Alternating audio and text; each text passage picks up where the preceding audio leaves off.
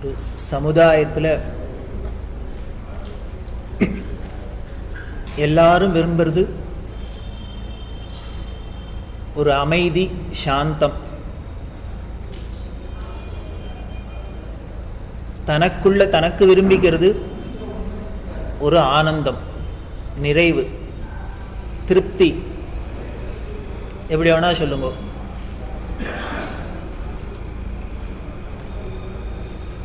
இந்த தனி மனிதன்ட்ட ஒரு நிறைவு, திருப்தி, அமைதி இல்லைன்னா நேச்சுரலி இவன் இருக்கிற இந்த சமுதாயமும் அமைதி இல்லாததான் இருக்கும்.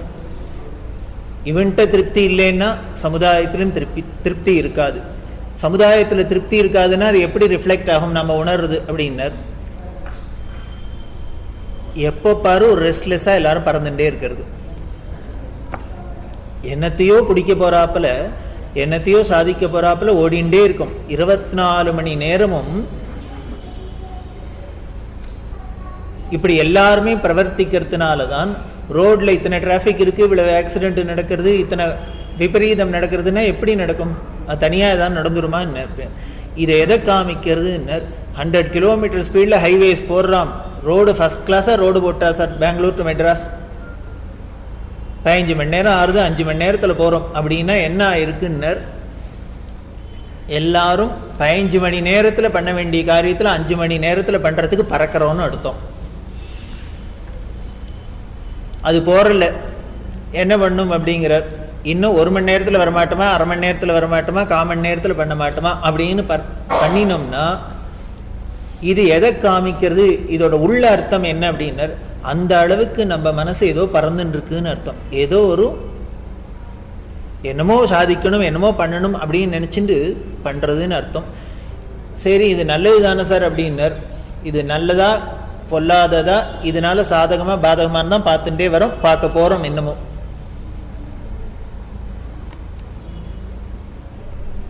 இப்படி நம்மளோட இந்த வேகத்துக்கு ஈடு கொடுக்கறதுக்கு தான் சயின்ஸ்னு ஒண்ணு இருக்கு. இந்த சயின்ஸோட பிரயோஜனமே என்ன அப்படின்னா, 2 நாள்ல கிளம்பி இங்கேருந்து பெங்களூருக்கு வந்தவா, நடந்து வந்தவா, முதல்ல நடந்து வந்துட்டா, 1 வாரத்துல 15 நாள்ல மூட்டை முடிச்ச கட்டிண்டு சாப்பாட்டை கட்டிண்டு, அப்புறம் உடனே ஒரு ட்ரெயின்ல ஏறி வருதுன்னு ஆரம்பிச்சா, அது ஜுகு ஜுகு ஜுகு ஜுகுன்னு ஒரு கறி வண்டியை வச்சுட்டு அது 10 மணி நேரம் 15 மணி நேரத்துல வந்தது. அதுக்கப்புறம் 5 மணி நேரத்துல 6 மணி நேரத்துல, கார்த்தால 6 மணிக்கு வருதுன்னா சாப்பிட்றதுக்கு காத்துக்கு போயிடலாம், காப்பியை குடிச்சிட்டு மெட்ராஸ்ல ஏறினா சாப்பாட்டுக்கு ஓடி வந்துடலாம் அப்படின்லாம் இருந்தது. எலக்ட்ரிக் ட்ரெயினா வந்தது. அதுக்கப்புறம் போறல என்ன எடுத்துனர், அங்க டிகாஷனை போட்டுட்டு இங்க பாலை காய்ச்சி காப்பியை கலந்தே குடிக்கிறதுக்கு வந்தா தேவையில்ல அப்படிங்கிறோம். உடனே ஒரு பிளேன் வருது. இப்படி நம்மளோட இந்த வேகத்தை, இந்த நமக்கு இந்த அமைதியில ரெஸ்ட்லெஸ் அப்படின்னு சொல்றோம், இதை விருத்தி பண்றதுதான் சயின்ஸோட வேலை. நீங்க எந்த ஒரு உபகரணத்தை எடுத்து பாருங்கோ, நாம எதுக்காக இதை சொல்ல வரேன் அப்படின்னா, பெரியவாதுல தான் சொல்றா, நாம என்னமோ சயின்ஸ்னால சாதிச்சுட்டோம், இத்தனை சயின்ஸ் எல்லாம் கண்டுபிடிச்சதுனால, சயின்ஸ் விஞ்ஞான வளர்ச்சியினால இத்தனை சௌகரியத்தெல்லாம் பண்ணிட்டுட்டோம் அப்படின்னு நாம ஒரு பிரமையில இருக்கோம். வாஸ்தவத்துல பிசிக்கலா சௌரியம் தான், அதை யாராலையும் மறுக்கவே முடியாது. இப்போ ஒரே வேர்த்து கொட்டுறது அப்படின்னா, முதல்ல வேர்த்து கொட்டின்றே இருந்தது, அதுக்கப்புறம் ஒரு விசிறி மட்டையை வச்சுன்னு விசிறிருந்தோம். அது விசிறி மட்டையை விசிறினா என்ன பண்றது, என்ன கையை இப்படி ஆட்டியே இன்னும் வேர்க்கிறது. அதுக்காக உடனே ஒரு ஃபேன் வந்தது. உடனே இந்த ஃபேன் வந்து கொடுத்தோம்னா அதுக்கு கரண்ட் போயிடுறது, கூடவே கரண்ட்டும் வந்தது, ஃபேனும் வந்தது, போறதும் வந்துடுத்து, கட்டும் வந்துடுத்து. சரி, அதுவும் போறல, உடனே சீலிங் ஃபேனை போட்டா உடனே ரேடியேஷன் உடனே கீழே டெவலப் ஆகுது, உடனே இதுங்கிறது. அதனால உடனே பெடஸ்டல் ஃபேனா வச்சுட்டா தேவையில்லை, இந்த ஃபேனா வச்சுட்டா, சரி அதையும் வச்சுட்டோம். இப்போ அதுவும் போறல, இந்த ஃபேன் காத்து போற மாட்டேங்கிறது, அடிக்கிற 104 டிகிரிக்கு, அதனால குழு குழுன்னு ஒரு ஏசி இருந்தா தேவையில்லை அப்படின்னு தோன்றுறது. இப்படி சரி, படுத்துக்கிறதே ஏசி இருந்தா வீட்டுல இருந்தா ஏசி போறாதா அப்படின்னா, உடனே வெளியில போறதே ஏசி, அதே ஏசியோடய அப்படியே வெளியில போயிட்டு உள்ளுக்குள்ள ஓடி வந்துட்டா தேவையில்லை அப்படின்னா உடனே ஏசி கார் வந்துடுறது. இப்படி பண்ண பண்ண பண்ண இதெல்லாம் சௌக்கியம் தானே. இப்படி உட்காந்து விசிறி மட்டையை வச்சுட்டு கை வடிய விசிறினது எப்படி, அழகா அலுங்காத குலுங்காத புஷ்பம் மாதிரி ஏசியிலேயே இருக்கிறது எப்படி சௌக்கியம் சௌக்கியம்தான், கம்ஃபர்ட் தான். ஆனால் இதுல என்ன ஒரு பெரிய வித்தியாசம் அப்படின்னர், இப்ப விசிறிமட்டையை வச்சுட்டு விசிறின்றிருந்த வேர்த்து கொட்டின்ற எங்க கொள்ளு தாத்தாக்கும் எனக்கும், எனக்கு ஏசி இருக்கு, அவருக்கு ஏசி இல்லாத இருந்தது, ஃபேன் கூட இல்லாத இருந்தது, கரண்ட் இல்லாத இருந்தது. இப்ப அவர் என்ன விதத்துல திருப்தி இல்லாத, சந்தோஷம் இல்லாத வாழ்க்கையை வாழாத திண்டாடிந்தர், நான் இப்ப என்ன சந்தோஷமா அவரை விட சாதிச்சுட்டேன். இது யாரானு கேள்வி கேட்டோம்னா, அவாவா கேள்வி கேட்டோம்னா பதிலே கிடையாது. என்ன பதில் உண்டு? ஒரே ஒரு பதில் உண்டு. என்ன, அவர் 100 வயசு வரைக்கும் நன்னா முறுக்கு சீடையத்து நின்று கண்ணாடி போட்டுக்காத சௌக்கியமா இருந்தார். என்கிட்ட அது இல்லை, அவ்வளவுதான். ஐ மீன் எல்லாரும், நம்ம எல்லாருக்கும். இப்ப சொல்லுங்க, இந்த விஞ்ஞான சாதனத்தினால, இந்த கண்டுபிடிப்புனால ஏதானும் நமக்கு சாதிக்க முடிஞ்சதோ அப்படின்னர்? இல்லை. அப்ப ஆனந்தம் பரமடங்குனா பெருகி இருக்கணும். அவள்கிட்ட இல்லாத சாமான்லாம் நம்மள்கிட்ட இருக்கிறதுனால நம்மளோட ஆனந்தமும் நம்மளோட நிறைவும் நம்மளோட திருப்தியும் நிறைய பன்மடங்கா பெருகி இருக்கணும். ஆனா இல்லை. இது ஒரு பாயிண்ட். இன்னொரு பாயிண்ட் பார்த்தேன்னா, இந்த சாதனம்னா இல்லாதனால, சாதனம் வந்துடுத்து, இல்லாத இருந்தா எப்படி இருக்கும், இருந்தா எப்படி இருக்கும்னு பார்ப்போம். இப்போ வேடிக்கை பார்க்க போறேன். அதாவது தெய்வத்தின் குரல்ங்கிறது சத்தியமான வார்த்தை. பிரத்யக்ஷங்கிறதுக்கு சின்ன சின்ன விஷயம் வரும். பெரியவாட பரமேஸ்வரன் புரிஞ்சுக்கிறதுக்கு அது தெய்வத்தின் கூட அது வேதம் அப்படிங்கிறதுக்கு பெரிய இனிமே யோக சாதனை பண்ணி இந்த சாதனை பண்ணி எல்லாம் தெரிஞ்சிக்கவே வேண்டாம். அப்படிங்கிற ஒரு விஷயத்திலேயே காமிச்சு கொடுத்துருவாங்க. இப்போ இந்த முதல் 10 நிமிஷம் இந்த விஞ்ஞான சாதனம் இல்லாத உபன்யாசம் நடந்து நீங்களும் கேட்டு, இப்போ இந்த சௌகரியம் வந்துடுத்து, இப்ப என்ன சிரமப்பட போறேன், நானும் பட போறேங்கிறது இப்போ நமக்கே தெரியும். ஒருத்தர் அந்த பக்கம் இருக்கிறவா காதுல விழம்பா, ஒருத்தர் உடனே மைக்க கொஞ்சம் கிட்டக்க வச்சுக்கோம்பா, ஒருத்தர் தள்ளி வச்சுக்கோம்பா, உடனே அது மொயின்னு கத்த ஆரம்பிச்சுடும், இதுல காமணி போகும்.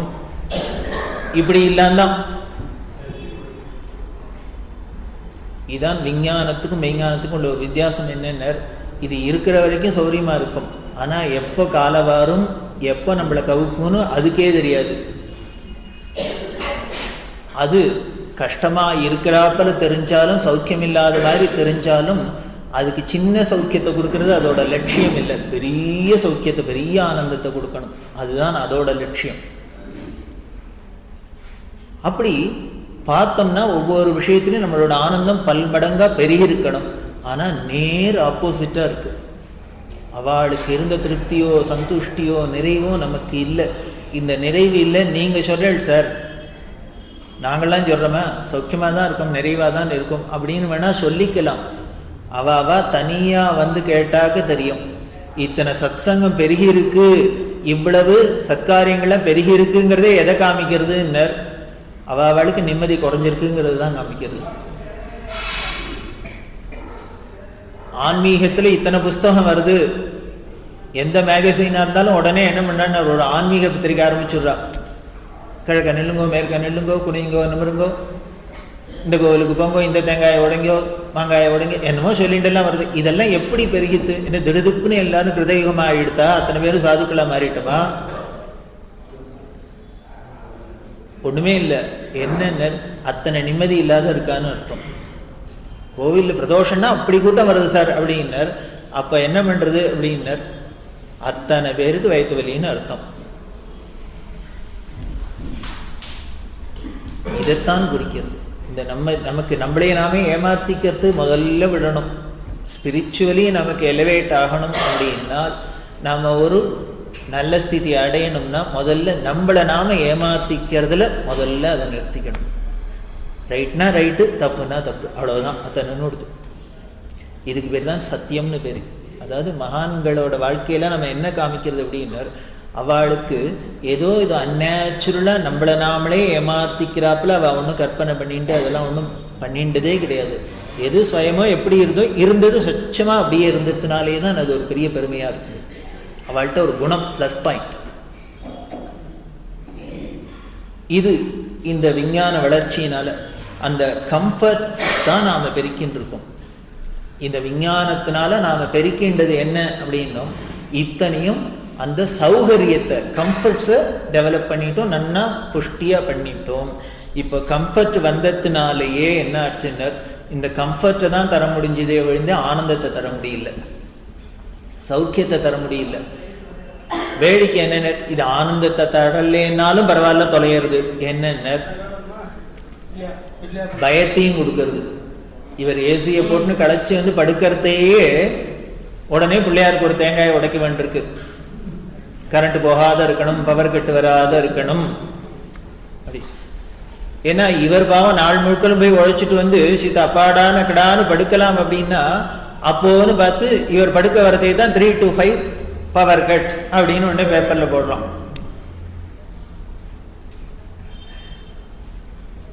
பயம் வந்துடுறது உடனே. இப்ப நீ வாங்கி வச்சுன்னா என்ன பிரயோஜனம்? நம்ம உழைச்சது ஏசி வாங்கினதோ அதுக்கு கடையில போய் மெனக்கெட்ட டைமோ இதை இந்த பணத்தை வாங்கறதுக்கு சம்பாதிக்கிறதுக்கு இது அத்தனையும் ஒரே க்ஷணத்துல ஒண்ணுமில்லாத பண்ணிக்கிறது, ஜீரோ ஆக்கிடுறது, பூஜ்யம்.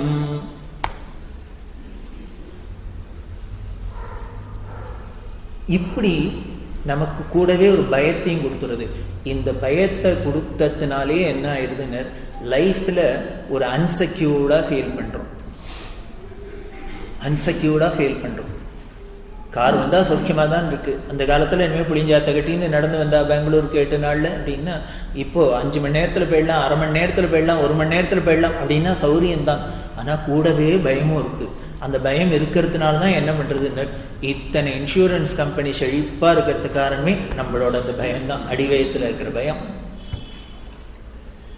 நீ 200 பவுனை வாங்குவானே, ஆத்துல வைப்பானே, அதுக்கப்புறம் 4 கேட்டு போடுவானே, இரும்பு கேட்டு போடுவானே, அதுக்கப்புறம் நம்மளே திறக்க முடியாத ஒரு கூட்டம் எங்கேயானு இருக்கான்னு பார்த்து போடுவானே, அப்புறம் இந்த பீரோவெல்லாம் இன்சூர் பண்ணுவானே, அதுக்கு பணம் விட்டு போயிடுத்துன்னு எப்ப ஆயிடும்?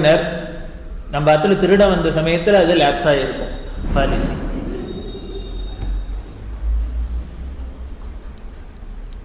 இத்தனை கூத்தையும் நாம அனுபவிக்கிறோமா இல்லையா? இது ஒண்ணும் ஒரு சாஸ்திரம் சொல்ல வேண்டாம், வேதாந்தம் சொல்ல வேண்டாம், ஒரு இதுக்கு பெரிய ஒரு தெய்வம் ஓடி வந்து குரலை கொடுக்க வேண்டாம். இதுதானே வாஸ்தவம். ஆனால் ஒத்துக்க மாட்டேங்கிறது மனசு, ஏமாத்துறது, நம்மளே ஏமாத்துறது. அதுக்கு பேர் தான் மாயைன்னு பேரு. இந்த மாயையோட லட்சணமே என்னன்னு இப்படி பிரமிக்க வச்சு நம்மளை கீழே மயக்கிவிடும். ஒரு க்ஷணத்துல நம்மளே தெரியாது நம்மளை கீழே தள்ளிவிடும். அதனால இந்த விஞ்ஞானத்தினால நமக்கு கம்ஃபர்ட்ஸ் தான் தர முடிஞ்சதே வழியே, தர முடியறதே வழியே, இன்னும் இதை விட கம்ஃபர்ட்ஸ் தரப்போறது. நாம நினைச்சு பார்க்காதெல்லாம் பின்னால நடக்க போறது, நம்ம சந்ததிகளுக்கெல்லாம் நடக்க போறது. ஆனால் வேடிக்கை என்ன அப்படின்னு, இப்ப நாம ஏதோ அமைதி இல்லாத திண்டாடின்னு இருக்கோம், ஏதோ நடிச்சுட்டு இருக்கோம் அப்படின்னு நினைச்சுட்டு இருக்கோம். இது கூட இல்லாத இன்னமும் இருக்கிறாப்புல எல்லாம் வரப்போறது ஸ்திதி வந்துடும். ஏன்னா அது நேச்சுரலி ஒரு காயினோட 2 பக்கம் மாதிரி. இதெல்லாம் வந்ததுனாலே அதுவும் கூட வந்துதான் ஆகணும். இந்த கம்ஃபர்ட்ஸ் வந்ததுனாலே, இந்த விஞ்ஞானம் வளர்ந்ததுனாலே அதுக்கு ஏத்தாப்புல அதோட வந்துதான். அதுதான் பெரியவா சொல்றா, இந்த விஞ்ஞான வளர்ச்சியினால நமக்கு சாதகத்தை விட பாதகம் ஜாஸ்தியா இருக்குங்கிறத நிதர்சனமா நாம தெரிஞ்சுக்கிறோம். ஆனால் இதை விட முடியலையே சார், என்ன பண்றது? தெரிஞ்சுன்னு என்ன பிரயோஜனம்? விட முடியணுமே அப்படின்னு. அதுக்கு ஏதான மருந்து உண்டா அப்படின்னு, உண்டு அப்படி. என்னென்ன பக்தி ஒண்ணுதான் அதுக்கு மருந்து அப்படி, ஆன்மீகம் ஒண்ணுதான் அதுக்கு மருந்து அப்படின்னு சொல்ற. காரணம் என்ன அப்படின்னு, இந்த விஞ்ஞான வளர்ச்சியினால, இந்த நாகரிக மோத்தினால நம்ம எண்ணம் அந்த ஈஸ்வரனை விட்டு விலகியே வராப்புல இருக்கு. எந்த ஒரு விஷயத்தையும் நாம எல்லாம் பக்தி தான் பண்ணிட்டு இருக்கோம் அப்படின்னா கூட, ஏதோ நம்ம தாத்தா பாட்டி பண்ணின பக்திக்கும் நம்ம பண்ற பக்திக்கும் நிறைய வித்தியாசம் இருக்கு, ரொம்ப பெரிய வித்தியாசம். ஒண்ணுமே இல்லை, ஒரு கோகுலாஷ்டமி, நாமளும் கோகுலாஷ்டமி கொண்டாடுறோம், அவளும் கோகுலாஷ்டமி கொண்டாடினா. ஆனா ஒரு கோகுலாஷ்டமிக்குன்னா அவ பட்ட கஷ்டம், இனிமே மாவை அடிச்சு செடிச்சு இடிச்சு, இனிமே முழுக்க பண்ணி, சீடைய பண்ணி, அத்தை பண்ணி, இத்தை பண்ணி சுவாமிக்கு பூஜை பண்ணா. நமக்கு இப்ப என்ன 2 minutes கோகுலாஷ்டமியா பாயசம் கொண்டு பண்ணி கடையில ஊத்துடுறா. நைவேத்தியம் ஒண்ணுதான் ஆத்துல பண்ணணும், வேணும்னா அதுவும் இல்லையா? நாமளா இருந்தா அங்கேயே நைவேத்தியம் பிராணாயஸ்வா பானாயஸ்வான்னு வாங்கி தந்து வாயில போட்டு வந்துடலாம். பக்தி தானே நாங்களும் பண்றோம்.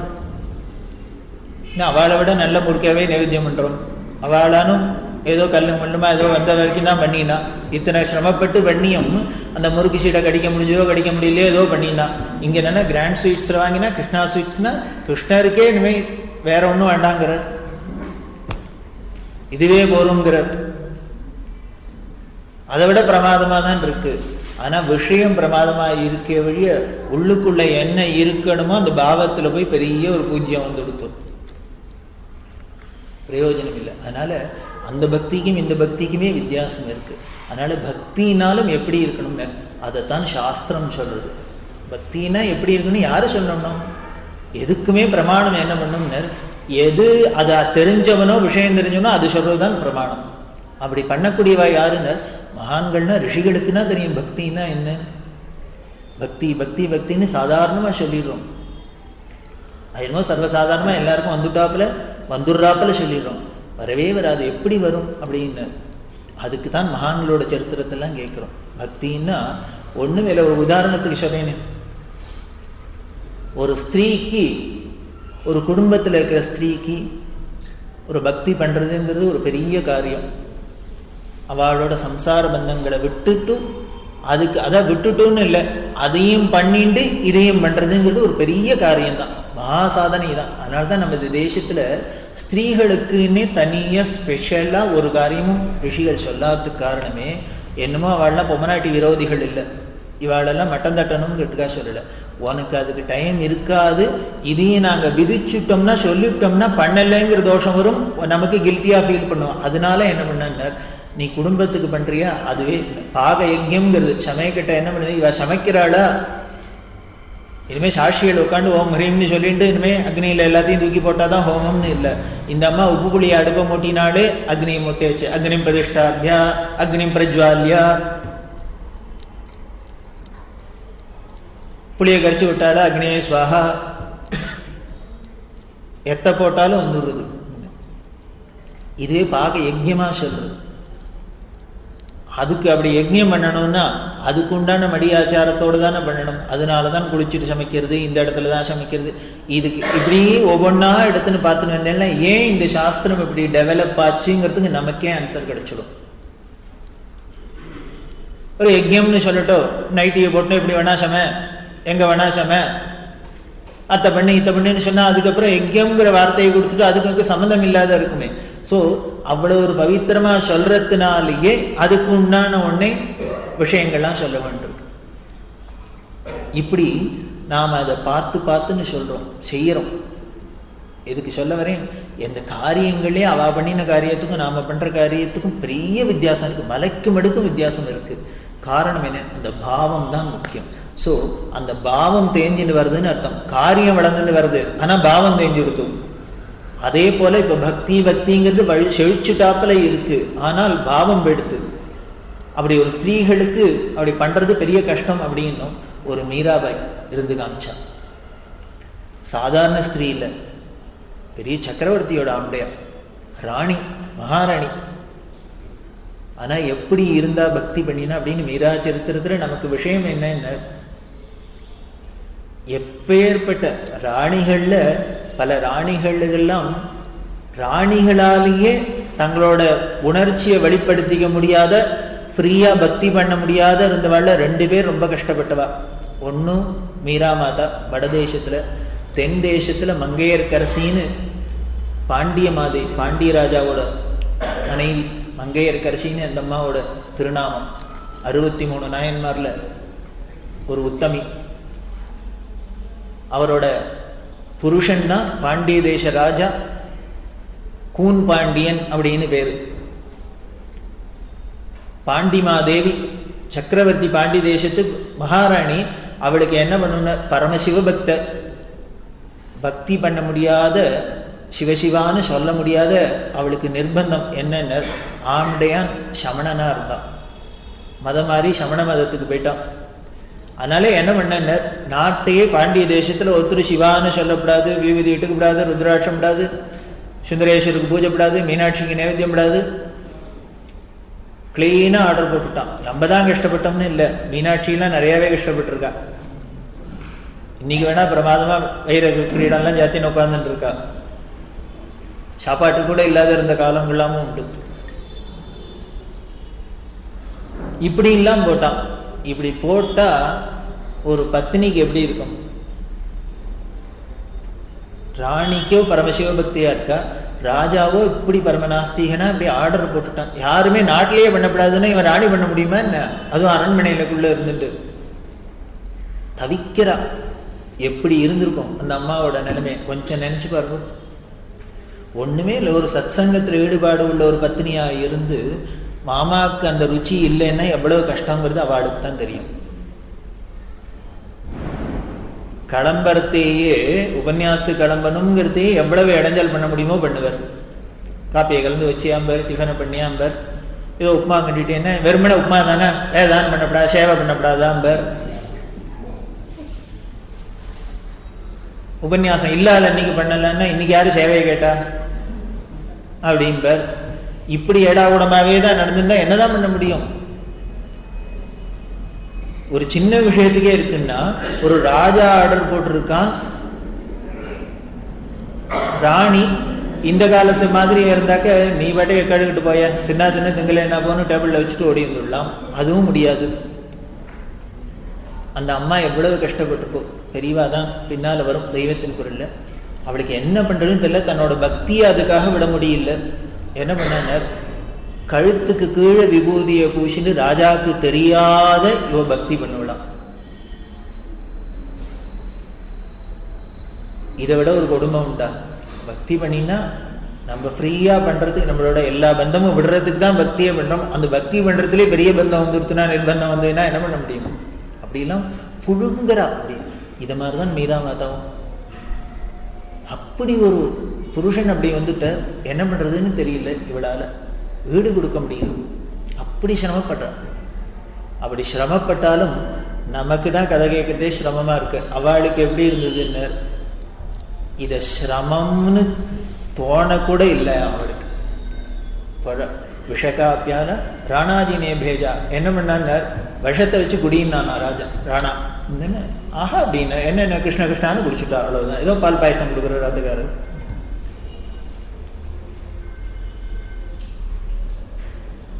குடிச்சுட்டு என்ன பண்ண, பீவத்த மீரா நாச்சீரேங்கிற, அதையும் குடிச்சுட்டு ஆடினேங்கிற.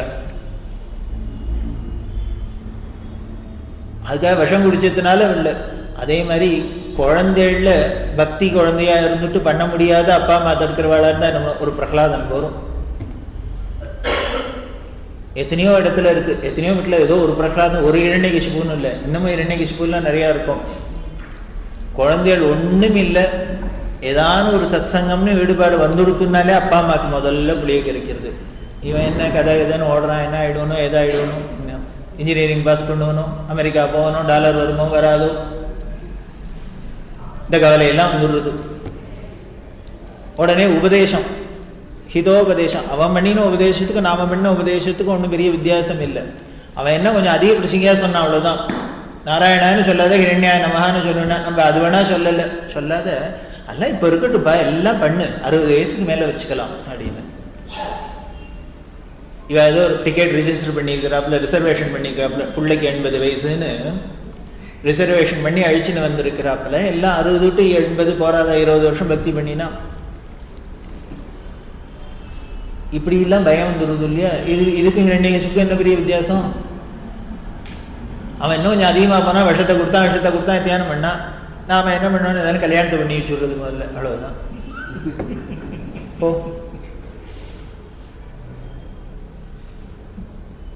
இப்படி ஒரு பக்தி அப்படின்னு வந்து கொடுத்துனா அதை பண்ண முடியாத ஒரு சூழ்நிலை வந்ததுன்னா எவ்வளவு கஷ்டமா இருக்கும். இதை மீறிண்டு பண்றதுதான் பக்தி. அப்ப என்னன்னா பக்தி தான் அங்க நிற்கிறதை வழிய இந்த மதது அத்தனையும் அவளுக்கு யாருக்குமே இது கஷ்டமாவே தெரியல. பிரகலாதன் பரமசௌக்கியமா தான் இருந்தார். இந்த அப்பாவை பார்த்து என்னென்ன ஒரு நாளைக்கான கோபம் வந்திருக்க வேண்டாமா? துளி கூட வரவே இல்லை. அப்ப என்ன பண்ற, அதுல ஒரு விஷயம் தெளிவா சொல்லுவா. நான் இந்த மடத்துக்கு வந்த புதுசு, நான் கும்போணத்துல இருக்கிறதே எனக்கு வேத சாஸ்திர பாடங்கள்லாம் எல்லாம் சொல்லி கொடுத்துருந்தா, நான் படிச்சுட்டே இருந்தேன். பின்னால பாரதிய வித்யாபவனுக்கு சொல்ல போறா.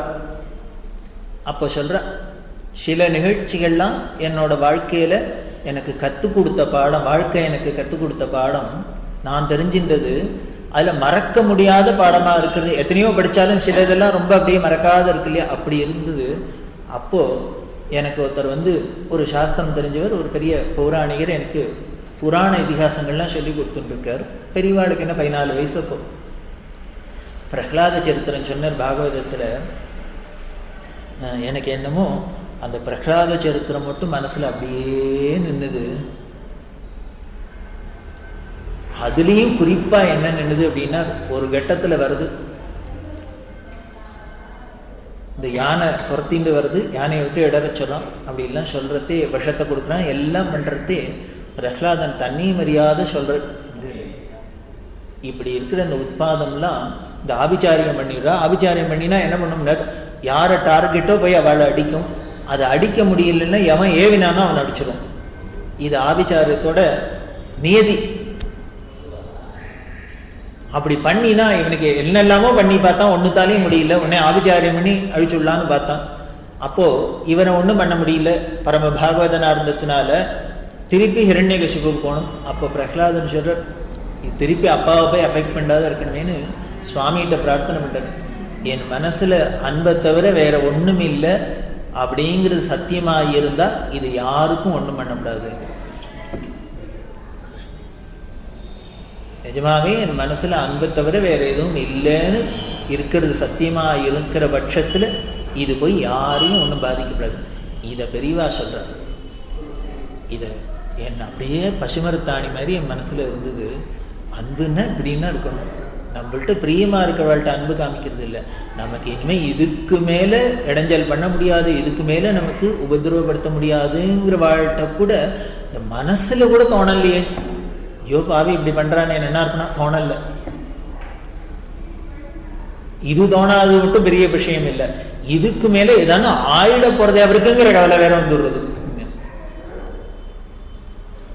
இத சொன்னார் பிரகலாதன்னா, பிரகலாதன்டேந்து கத்துக்கணும். பிரகலாதனோட குணம்னா என்னென்ன இதைத்தானு தெரிஞ்சுட்டேனா. அப்ப மனசுல அது ஸ்ட்ராங்கா பதிஞ்சுடுத்து.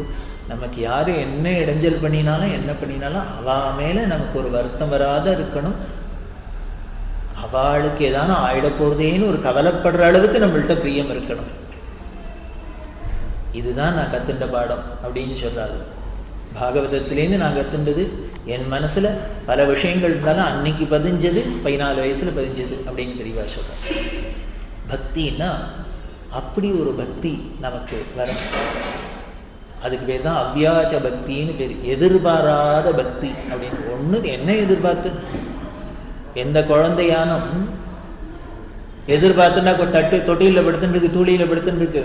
அம்மா பால் வாங்கிட்டாளா, காய்ச்சிட்டாளா, சர்க்கரை இருக்கா, போடுவிழா, ஆத்தி கொடுப்பலா, ஆத்தாத கொடுப்பலா, ஃபீடிங் பாட்டில் வாங்கிட்டாளா, பால் ஏதானும் கவலைப்படுறதா? அது பாட்டுக்கு சிவனேன்னு இருக்கு.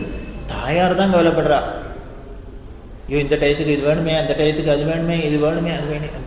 அது மாதிரி ஜெகன்மாதாவான ஜெகத்பீதாவான ஈஸ்வரன் நமக்கு அம்மையப்பனா இருந்து பார்த்துருக்கா. என்ன வேணும் என்ன வேணும் என்ன எந்தெந்த க்ஷணத்துக்கு என்ன வேணுங்கிறது அவரோட சங்கல்பம். அவர் தீர்மானம் பண்ணி வச்சிருக்காரு. எல்லாம் ஆல்ரெடி கிராண்டட்.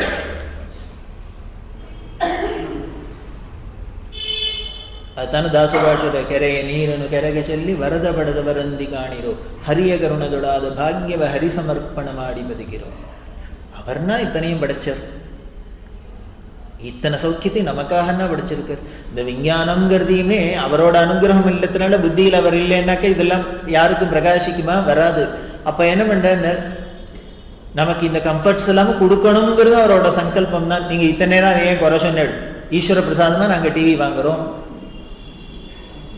ஈஸ்வர பிரசாதமா சீரியல் பார்க்கிறோம், வச்சுக்க வேண்டியதானே அப்படின்னு. அப்ப என்ன எடுத்துக்கணும்னு அவர் இப்போ இது பண்றதே என்ன பண்ணாரு, மகா மாயனா இருந்துன்னு பண்றாரு. எங்க இதெல்லாம் இல்லைன்னா நம்மள்ட்ட வந்துருவாரோன்னு அவளுக்கு பயம் அவருக்கு. அதனால இதுகெல்லாம் எப்படி துரத்துறதுன்னு வீட்டுக்கு ஒரு பொட்டியா வை, 24x7x14 ஏதோ போடு கடை அதோட அப்படின்னு. நீ அப்ப என்ன இனிமே நீ பகவான் நாம ஹரி ஹரின்னு வயல் வரப்போறது, ராமராமன் வரப்போறது வராது. ஸோ தன்னை விட்டு அந்த தள்ளுறதுக்கும் இதை வச்சுப்பார். இழுக்கிறதுக்கும் வைக்கலாம், தள்ளுறதுக்கும் வைக்கலாம். அதுலதான் விவேகம் வேணுங்கிறது, அங்கதான் நிதானம் வேணுங்கிறது. அப்படி அந்த பக்தி முக்கியமா இருக்கு. இப்படி சூழ்நிலைகள்லாம் நமக்கு பிரதிகூலமா இருந்தா கூட அதையும் மீறி நாம ஒரு பக்தி பண்றோம் அப்படின்னாலே அதுதான் பெரிய பக்தி. அதுக்கு பேர் தான் எதிர்பாராத பக்தி அப்படின்னு. சார் எல்லாம் கொஞ்சம் இத்தனை பண்றேன், இந்த சாமிக்கு பிரதோஷத்துக்கு வந்து இத்தனை இழுக்கிறேன், இத்தனை பண்றேன், சுவாமி கொஞ்சம் சௌக்கியமா வைக்கப்படாதோ அப்படின்னு. சௌக்கியமா வச்சுடுவார், வச்சுட்டா என்ன பண்ண, பிரதோஷத்துக்கு வரமாட்டேன், அவ்வளவுதான். ஏன்னா இவர் கணக்கு பண்றார், 18 பிரதோஷமா வரேன், 20 பிரதோஷமா வரேன். ஏன்னா அவர் பாவம் மெனக்கெட்டு ஒரு டிபார்ட்மெண்ட் போட்டு சித்திரகுப்தன் ஒரு பெரிய அக்கௌண்டன்ட போட்டு எவ்வரி மினிட்டை ரிஜிஸ்டர் பண்ணுன்னு எழுதி வச்சிருக்கார். இவர் விரல விட்டுக்கிறார். 8 வாரம் போனேன் மாங்காட்டுக்கு, 12 வாரம் போனேன் பிரதட்சணை பண்ணினேன், 48 பிரதட்சணை பண்ணி, 28 விளக்கேத்தினேன். அவர் கணக்கு வச்சுக்க மாட்டாரா? வச்சுப்பார். இப்படி கணக்கு வச்சுக்கிறதுனாலே என்ன ஆயிடும்னார், இவர் என்ன சௌக்கியமா வைக்கப்படாதா, சௌக்கியம் தாராளமா வச்சுட்டாருன்னா உடனே என்ன பண்ண விரல விடுறத எண்ணி விட்டுருவோம், அவ்வளவுதான். அடுத்த வாளுக்கு உபதேசம், நீங்க ஒரு 12 வாரம் பிரதோஷத்துக்கு சங்கர மடத்துக்கு போங்க, உடனே கிடைச்சிடும் சீட்டு, உடனே கிடைச்சிடும், லாட்டரி சீட்டு விழுந்துரும் அப்படின்னு ஏதாவது சொல்லிவிட்டு இப்படிதான் வந்துடும். அதுல நிதானம் தேவை. அந்த பக்தி அப்படிங்கிறதே என்ன, எதிர்பார்ப்பு இல்லாத போகணும். சார் இது எதிர்பார்ப்பு இல்லாத போனா ஒரு காரியம் என்னன்னு, குருடம் தீர்த்த யாத்திரைக்கு போறாப்புல ஏதோ ஒருத்தர் கிளம்பிட்டார், கண்ண முடின்னு கிளம்பினார்னா இவருக்கு ஏதோ ஒரு டெஸ்டினேஷனை நிச்சயம் பண்ணிக்காத, இங்கதான் போகணும், அங்கதான் போகணும், இதைத்தான் பண்ணணும், அதான் பண்ணணும், ஒரு தீர்மானம் இல்லாத ஒரு காரியத்துல பிரவேசிச்சு அது என்ன ஆகும் அப்படின்னு. பக்திக்கு மட்டும் தீர்மானம் நீ பண்ண வேண்டாம். என்ன பண்ணணும்னர், பக்திங்கிறது தீர்மானம் பண்ணணும். அப்ப டெஸ்டினேஷன் என்னன்னு அது சாஸ்திரம் தீர்மானம் பண்ணி வச்சிருக்கு. என்னன்னு முக்தி தான் அதோட டெஸ்டினேஷன், மோட்சம் தான், விடுதலை தான் அதோட டெஸ்டினேஷன். அது வர வரைக்கும் நீ பண்ணியாகணும். அது எப்போ வரும்னு அதுதான் தெரியாது. அதை சொல்லிட்டேன்னா அப்புறம் ஒருத்தரும் ஈஸ்வரனை மதிக்க மாட்டார்.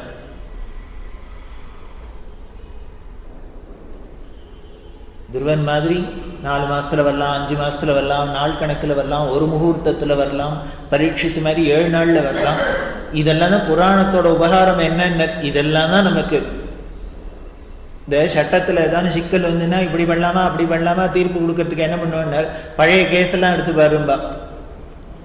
இந்த கோர்ட்ல என்ன நடந்திருக்கு, அந்த கோர்ட்ல அலகாபாத் கோர்ட்ல இப்படி ஒரு தீர்ப்பு வந்திருக்கு, குஜராத் கோர்ட்ல இப்படி ஒரு தீர்ப்பு வந்திருக்கு, சோ இதை பார்த்துன்னு சொல்லலாம் அப்படின்லாம் சொல்றா இல்லையா. அத மாதிரி தான் நமக்கு இந்த கேஸ் ஸ்டடி தான் இனிமே. இதெல்லாம் இந்த புராண இதிகாசங்களோட வேலையே என்னென்ன, இதை பண்ணு பண்ணு பண்ணுன்னு வேதம் சொல்லி எடுத்து அதை பண்ணினா என்ன ஆகும் அப்படிங்கிறது ஏதாவது உதாரணம் காமிக்கணுமே. அதுக்கு தான் இந்த புராண இதிகாசங்கள்லாம் வேலை. வேலை வெட்டி இல்லாத 18 புராணத்தை வேதவியாசர் எழுதி வச்சுட்டு போகல. இப்படி அந்த எதிர்பார்ப்பு இல்லாத நம்ம பாட்டுக்கு பக்தி பண்ணிட்டே இருந்தோம்னா நிச்சயம் அதுக்கு என்ன உண்டோ வரும். சரி, நீங்க மோட்சம் ஏதோ சொல்ல, இப்போ நீங்க உயிரோடு இருக்கிறதே ஒன்றும் விஷயம் சொல்ல மாட்டேன் போல இருக்கு, போனதுக்கு அப்புறம் ஏதோ கிடைக்க போறது தான் அப்படின்னு ஒரு பயம் வந்துடுறது. இந்த மோட்சம் ஞானம்னாலே எல்லாருக்கும் முதல்ல ஒரு பயம், என்னமோ ஏதோ ஆக்கும் பூச்சாண்டி. அது என்னப்பான்னு அதுதான் வேதம் சொல்லி தருது. அந்த மோட்சம்னு கீழ்ச்சான்னு பேரை சொன்னவனா அவனுக்கு பயமா இருக்கு. உனக்கு ஆனந்தம் வேணுமோ இல்லையோ, ஆனந்தம் வேணுமா வேண்டாமா, சௌக்கியமா இருக்கணும் ஆனந்தமா இருக்கணுங்கிறது தானே இல்லைங்க. அதுதான் மோட்சம் அப்படின்னு. ஏதோ சின்னதா அல்வா சாப்பிட்டீங்கன்னா ஆனந்தமா இருக்குன்னா 24 மணி நேரம் அல்வாவே சாப்பிட்டு டயபிட்டிஸும் ஏறாதே இருந்தா எப்படி இருக்கும்? அப்படி ஒரு ஆனந்தம் உண்டா அப்படின்னு உண்டு. அதுதான் பிரம்மானந்தம்னு பேரு. பிரம்மானந்தம் பிரம்மானந்தம் பிரம்மானந்தம் அப்படின்னு அந்த ஆனந்தம் தான் மோட்சம் அப்படிங்கிறது. ஆனந்தம்னாக்க உடனே நமக்கு கம்ஃபர்டபுளா இருக்கு, அது வேணும் சார் அப்படின்னு. மோட்சம்னா அப்புறம் பார்த்துக்கலாம் 80 வயசுக்கு. அதுதான் மோட்சம், அதுதான் அந்த ஆனந்தம்ங்கிறது. இதை அடையறதுக்கு தான் அந்த பக்தி. அப்போ பக்தின்னா எது வரைக்கும், மோட்சம் அடையிற வரைக்கும் பக்தி பண்ணணும் அப்படின்னா போற வரைக்கும் பக்தின்னு இல்லை. உனக்கு எப்போ மனசுல ஒரு நிறைவு வந்து ஆனந்தம் ஸ்புரிக்க ஆரம்பிச்சு கொடுத்தோ நீ பண்ணின பக்தி பலிச்சு கொடுத்தோம், பலன் கொடுத்துருத்தோம், அவ்வளவுதான். அது பக்தி பண்ணிட்டு நான் இத்தனை சத் சங்கத்துக்கு போறேன், அப்பவும் எனக்கு தாபமாவே இருக்கு. என்ன தாபம்? சில பேருக்கு சத் சங்கத்துக்கு போக முடியலையேன்னு தாபம், இதை விட்டுட்டு அதுக்கு போறமே, அதை விட்டுட்டு இதுக்கு போறமே, இப்படி எல்லாம் பல தாபங்கள்லாம் வரும். அப்படி வந்ததுன்னா என்ன அர்த்தம் அப்படின்னு இதோட இண்டிகேஷன் என்னன்னு, இன்னமும் மனசு ஒரு அடங்காத ஒரு தபிச்சுட்டே இருக்கு அப்படின்னால், ஒரு குறையோட இருக்குன்னா நமக்கு இன்னும் பக்தி வரலன்னு அர்த்தம். அது இன்னும் வேலை செய்ய ஆரம்பிக்கல அப்படின்னு அர்த்தம். வரலன்னு வேணா சொல்ல வேண்டாம், வரலன்னு சொன்னா ரொம்ப நெகட்டிவா இருக்கும், பயமா இருக்கும். அதனால வந்துடுத்து இன்னும் கொஞ்சம் பழுக்கணும். அப்ப என்ன பண்ணணும்னு, இதை திருப்பி திருப்பி பண்ணிட்டே இருக்க வேண்டியதான், பண்ணிட்டு இருக்கிற ரொட்டீனை பண்ணிட்டே இருக்க வேண்டியதான். இது அந்த பக்தியோட லட்சணம். அப்படி ஒரு பக்தி பண்ணணும். அந்த ஆனந்தம் வந்ததுன்னா அது எப்படி நமக்கு தெரியும்னு, மனசுல முதல்ல திருப்தி வந்துடும், சந்துஷ்டி வந்துடும். வருமா சந்துஷ்டி? அப்படி எல்லாம் கூட மனுஷாளுக்கு வந்துருமா? அதுவும் இந்த 21ஆம் நூற்றாண்டுல வந்துருமா? எங்கேயானு கேள்விப்பட முடியுமா? யாருக்கான எனக்கு போகணும் சார் அப்படின்னு வந்துடும், வரும். நம்பிக்கை இருக்கு அப்படிங்கிறதுக்கு காரணமே, நம்பிக்கையே வேண்டாம், நிதர்சனமாவே இருக்கு. ஒண்ணுமே இல்லை. எத்தனையோ பேர் விஆர்எஸ் வாங்கிட்டு வராளோ இல்லையோ, அதுவே சந்துஷ்டி உள்ளுக்குள்ள முளைக்க ஆரம்பிச்சுட்டுன்னு தான் அர்த்தம். ஏன்னா ரிட்டையர் ஆகி அதுக்கப்புறம் எக்ஸ்டென்ஷன் கொடுப்பேனான்னு அவங்க காலடியில நிற்காத வரணும்னா இது சாதாரணமா நினைச்சுட்டு இருக்கோம். அந்த ஸ்திதியில இருந்து பார்த்தவாளுக்கு தெரியும். அவளுக்கே அது தெரியுமோ தெரியாதோ, தன்னை அறியாத ஏதோ ஈஸ்வர அனுகிரகம் டிரைவ் பண்றதுங்கிறதுக்கு இதெல்லாம் இண்டிகேஷன். முதல்லயே சொல்லியிருக்கேன், இதெல்லாம் தானே அங்கங்க ரொம்ப சட்டிலா இருக்கும். எப்படியான ஏதானும் முயற்சி பண்ணி நாம தெரிஞ்சுக்கிறதுக்கு பிராப்தம் இருந்தாதான் கண்ணுக்கு புரியும்.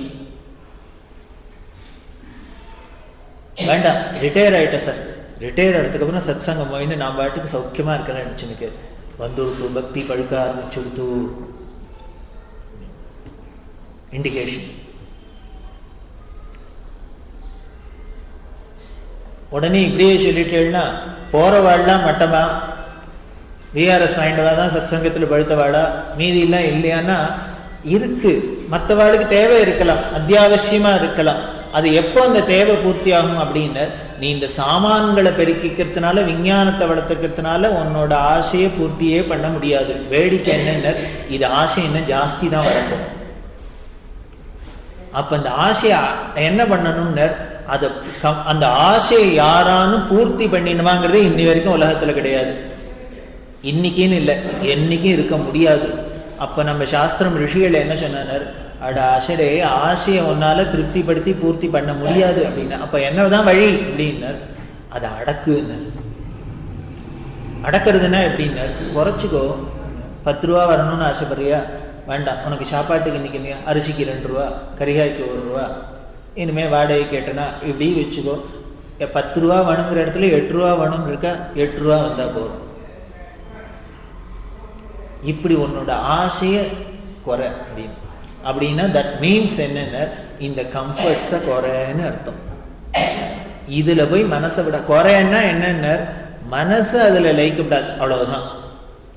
வீட்டுல பாட்டுக்கு டிவி இருக்கும், இவர் பார்க்க மாட்டார். அது பாட்டுக்கு ஒரு பக்கம் கத்தின்னு இருக்கும், இவர் பாட்டுக்கு விஷ்ணு சஹஸ்ரநாமம் படிச்சுட்டு இருப்பார். இனிமே அந்த பக்கம் பாட்டுக்கு டெலிஃபோன் அடிச்சுருக்கும், இவர் பாட்டுக்கு பூஜை பண்ணிட்டு இருப்பார்.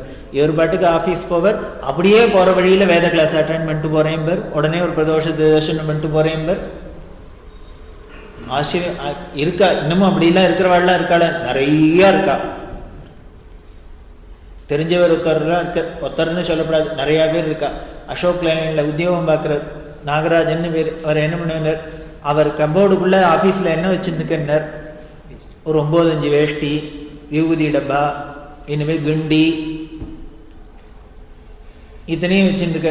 மாத்தியானியம் பண்றதுக்காக இந்த லஞ்சுக்கு டைம் விடுறதே இவர் உள்ளுக்குள்ள போய் கை காலெல்லாம் அலம்பிட்டு, இனிமேல் பஞ்சவயத்தை கட்டிட்டு யூனிஃபார்ம் அவுத்து வச்சுட்டு மாத்தியானியத்தை பண்ணிவிட்டு எல்லாம் பண்ணிவிட்டு, அந்த விடுற 1/2 மணிக்குள்ள இத்தனையும் பண்ணிட்டு 25 நிமிஷம் இதுக்கே போயிடும். சாப்பாட்டுக்கு 5 நிமிஷம் தான். தேவையை குறைன்னா எப்படி குறைக்கிறது? குறைக்க மாட்டோம். இந்த 1/2 மணி சாப்பாட்டுக்கே வச்சிருந்தோம்னா உடனே என்ன பண்ணணும், கேன்டீன்ல போறதே வர கெட்டு போயிடுத்து. உப்பை கூட போட்டான், உரப்பை கூட போட்டான், இதுதான் போகும். ஸோ இந்த 25 நிமிஷம் மத்தியானத்துல போய் 5 நிமிஷம் போனோம்னா அவன் உப்பு போட்டானா உரப்பை போட்டானா என்னன்னு தெரியாத அள்ளி கொட்டின்னு வந்துடுறோம், அவ்வளவுதான். அப்ப என்ன ஆயிடுத்துனர், நாக்கோட ஆசையை அடக்கிவிட்ட, குறைச்சு கொடுத்து. இதெல்லாம் தான் கர்மானுஷ்டானத்தை. இது இத்தனையும் ஒரு பெரியவா அப்படி சொல்லியிருக்காளான்னு, பெரியவா இதைத்தான் சொல்றான். இதை எதுக்கு சொல்றான்னு, வையகம் துயர் தீர வழின்னு சொல்றது. இந்த உலகத்துல எத்தனை பேருக்கும் துயரம் தான் இருக்கு, கஷ்டம்தான் இருக்கு. இந்த வையகத்துல துயர் தீரணும்னா இதுதான் வழி. நீ ஆசையை திருப்திப்படுத்தி அதை பூர்த்தி பண்ணி உன்னால முடியவே முடியாது. அதனால அதை எப்படி குறைக்கிறது அடக்கிறதுங்கிறதுக்கு ட்ரை பண்ண ஆரம்பிச்சுட்டாலே என்ன பண்ணும்னாரு, அது ஓடி போயிடும் பயந்துட்டு. ஓ, இவன்ட்ட நம்ம கைவரிசை செல்லாது போல இருக்குன்னு. அப்ப இனிமே ஆசையை அடைக்கிட்டா எல்லாரும் உடனே ஜடாமுடியோட இனிமே வனவாசியா போயிடுவாளான்னார். அதெல்லாம் ஒண்ணும் இல்லை, சௌக்கியமா ஆத்துலேயும் இருப்பார். என்ன பண்ணுவார், பறக்க மாட்டாருன்னு அர்த்தம், அவ்வளவுதான். அலைய மாட்டாருன்னு அர்த்தம், அவ்வளவுதான். வந்தது போருமே, இருக்கிறது போருமே. இது பிராமணனுக்கு குறிப்பா லட்சணமா சொன்னது. இஞ்சவர்த்தி பிராமணனை இத்தனை ஏழ்மையா வைக்கணும்னு சாஸ்திரம் வலியுறுத்தினதுக்கு காரணமே என்னன்னு, இவனுக்கு அந்த சரீர சௌக்கியத்துல போய் மனசு விழுந்துருத்துனா ருச்சி கண்டுட்டான்னா அதுக்கப்புறம் ஒரு நாளும் இவனுக்கு அதுலேருந்து வெளியில வர முடியாது. அதுக்கப்புறம் இவன் கஷ்டப்படுறதுக்கே ரெடி ஆகாது இந்த மனசு. அதுக்காக என்ன பண்ண, இதை காமிச்சுட்டு அப்புறம் குறைன்னா சரியா வராது, காமிக்கவே காமிக்காது முதல்ல. போட்டோ வச்சுக்கோ அப்படின்னு. அதுக்காக தான் சொன்னாலே வழிய அதுல நாம அந்த தான் புரிஞ்சுக்கணும். அதுதான் அதோட தாற்பயம். அப்படி நம்மளை பழகின்ற இது இத்தனையே எதுக்கு சொல்ல வந்தேன்னு, நம்மளோட மூதாதையர்களுக்குலாம் இத்தனை சாமான்களிலே இத்தனை கம்ஃபர்ட்ஸ் இத்தனை சௌக்கியம் இல்லாததுனால அவ ஒன்றும் ஒரு நாளும் நம்மளை விட ஒன்றும் குறைஞ்சி போயிடலை. வேடிக்கை என்ன, நம்மளை விட சௌக்கியமா ஆனந்தமா இருந்தா, நிம்மதியா இருந்தா, எல்லாருக்கும் மிஞ்சி மிஞ்சி போனா என்ன, ரொம்ப யுக கணக்கெல்லாம் வேண்டாம். ஒரு 50 வருஷம் 100 வருஷத்துக்கு முன்னால எடுத்துக்கோட, ஏதோ ஒரு கிராமத்துல தொத்துண்டு ஓடு மாத்துறது கூட அவளுக்கு ஐஸ்வர்யம் இருக்காது. மணிங்கிறதே கண்ணாலேயே ரூபா நோட்டையே பார்த்தது கிடையாது. அவ பெரியவா சொல்றாப்புல, என்னைக்கு இந்த காகிதத்துல அடிச்சு விட ஆரம்பிச்சுமோ அன்னியிலேருந்து அதுவும் பறக்க ஆரம்பிச்சு கொடுத்து. அது பறந்தா தேவையில்லை, நம்ம எல்லாரும் சேர்ந்து பறக்கிறோம். அது வராத வரைக்கும், அதை கண்ணால பார்க்காத வரைக்கும் எல்லாரும் ஆனந்தமா தான் இருந்தா, சௌக்கியமா தான், பறக்காத இருந்தா. ஏதோ வரத்தை வச்சுருந்தா. வேடிக்கை என்ன, அவள்கிட்ட இத்தனை லட்சக்கணக்கில் பணமும் கிடையாது, ரூபா நோட்டை பார்த்தது கிடையாது. ஏதோ ஒரு ஓட்டு வீடு இருக்கும், ஏதோ ஒரு காணி நிலம் இருக்கும், ஏதோ ஒரு கொல்லையில ஒரு வாழை மரம் இருக்கும், கீரை இருக்கும், எத்தையோ வச்சுன்னு சாப்பாடு. வீட்டில் பார்த்தேன்னா 20 பேர் சாப்பிடுவா. இத்தனா பெரிய வெங்கலப்பானையில தான் வடிச்சாம்பா எங்க பாட்டி. ஏகாதசி இன்னைக்கு இத்தனா பெரிய வெங்கலப்பானைன்னா துவாதசி இன்னைக்கு எத்தனா பெருசுக்கு வைக்கணும். இப்படி இல்லாம தான் இது இருந்திருக்கா. குழந்தைகள்னு பார்த்தேன்னா எல்லாருக்கும் மினிமம் 1 டசன். அதுல 8 பொண்ணாவே வேற இருக்கும். இங்க கர்ப்பத்துல ஸ்கேன் பண்ணி பார்த்துட்டு பொண்ணு பிறக்க போறதுன்னு இவர் உடனே கவலைப்பட ஆரம்பிச்சுறார். எதுல சீட்டு கட்டலாம், எதுல பணம் போடலாம், எத்தனை பண்ணி இதுக்கு கல்யாணம் பண்ணணுமே அப்படின்னு. ஆனா அவ 8 பொண்ணையும் பார்த்துட்டு என்ன பண்ணார், பேசாத நிம்மதியா இவர் திண்ணையில படுத்துட்டு 9ஆவதா பிள்ளைய பத்திருந்தார். ஒரு கவலை இல்லை. அதுக்காக அந்த குழந்தைகளுக்கெல்லாம் கல்யாணம் ஆகாத இருந்ததா, அந்த குழந்தைகள்லாம் ஏதான ஜீவனத்துக்கு இல்லாத படிக்காத இருந்தாளா, ஏதோ சாப்பிடாத இருந்தாளா, என்னதான் குறைஞ்சு போயிடுத்து ஒன்றும் தெரியலையே. ஆனா இந்த ஒரு குழந்தையும் அரை குழந்தையும் வச்சுன்னு நாம படுற பாடு. இத்தனை கம்ஃபர்ட்ஸ் இருக்கே, இருக்க வேண்டியதானே. அவளுக்கு இருந்ததை போல 1000 மடங்கு இருக்கணுமே, ஏன் இல்லை, போச்சு. அந்த திருப்தி போயிடுத்து அவளுக்கு. அதனால எத்தனை வந்தாலும் என்ன பண்ணாலும் அவளுக்கு அந்த லைபிலிட்டியை பத்தியோ ரெஸ்பான்சிபிலிட்டி பத்தியோ அவ ஒரு பெருசா எடுத்துக்கல. காரணம் என்னென்ன, யதார்த்தமா இருந்தா. வாழ்க்கைன்னா யதார்த்தமா இருந்தா. வாழ்க்கைன்னா கஷ்டமும் இருக்கும் நஷ்டமும் இருக்குதான் இருக்கும், வரவும் இருக்கும் செலவும் இருக்கும். ஸோ அந்தந்த சமயம் வரத்தே வரும். இங்கிலீஷ்ல சொல்றாள், அந்த பிரிட்ஜ் வரத்தே எப்படி கிராஸ் பண்றதுன்னு யோஜனை பண்ணலாமே வழி. இன்னுமே இவர் ஊருக்கு கிளம்புறதுக்கு முன்னாலேயே எத்தனை பிரிட்ஜ் வரும், அதை எத்தனை மணி நேரம் தாண்டணும், நீ உட்காந்து ஆத்த விட்டு கிளம்பி என்னை கிளம்புவேன், போய் பிரிட்ஜுக்கு நின்று இந்த பக்கம்னா அந்த பக்கம் எப்படி தாண்டதுன்னு அப்புறம் அங்கே போய் பார்த்துக்கோ. அந்த சிச்சுவேஷன் வரதே எப்படிங்கிறது ஈஸ்வரன் அதுக்கு உண்டான நீதியும் கொடுத்துப்ப. நீங்க கவனிச்சேன்னா தெரியும், ஏதோ நமக்கு கஷ்டத்தை கொடுக்குறாரு அப்படின்னு நினைச்சுட்டு இருக்கோம். அந்த கஷ்டத்தை கொடுக்கறதுக்கு முன்னாலே அதுக்கு விதாயத்தை கொடுத்துடுறாரு. ஒரு ப்ராப்ளத்தை கொடுக்கறதுக்கு முன்னாலே விடயம் இருக்கு. இது நியதி. ஒரு பிரச்சனைக்கு சொல்யூஷன் இல்லாத பிரச்சனையே முளைக்காது. அவள்லாம் என்ன பண்ணாண்டார், இந்த பிரச்சனை முளைச்சு கொடுத்து பிரச்சனை வரத்தையே சொல்யூஷனே இருக்குங்கிறது அவளுக்கு ஒரு தீர்மானமா இருந்தது. அது எப்படி இருந்ததுன்னா பக்தியினால்தான் வரும். அந்த பக்திக்கு பேரே நம்பிக்கை தான். பக்தின்னா ரொம்ப பெருசா நம்ம ஏதோ ஃப்ளவரியா லாங்குவேஜ் மாதிரி சொல்றோம், ஒண்ணும் இல்லை. நம்பிக்கை. அந்த நம்பிக்கை என்னன்னு ஈஸ்வரன்ட்ட இருக்கணும். நம்மள்கிட்ட இருந்து, நம்ம பலத்துல இருந்து, நம்மளோட சயின்ஸ்ல இருந்து, நம்மளோட புத்தியில இருந்து, இதுல இருந்து பிரயோஜனம் இல்லை. இதுல இருந்துன்னா கான்பிடன்ஸ், செல்ஃப் கான்பிடன்ஸ் அப்படிங்கிறோம். இது இருந்து பிரயோஜனம் இல்லை.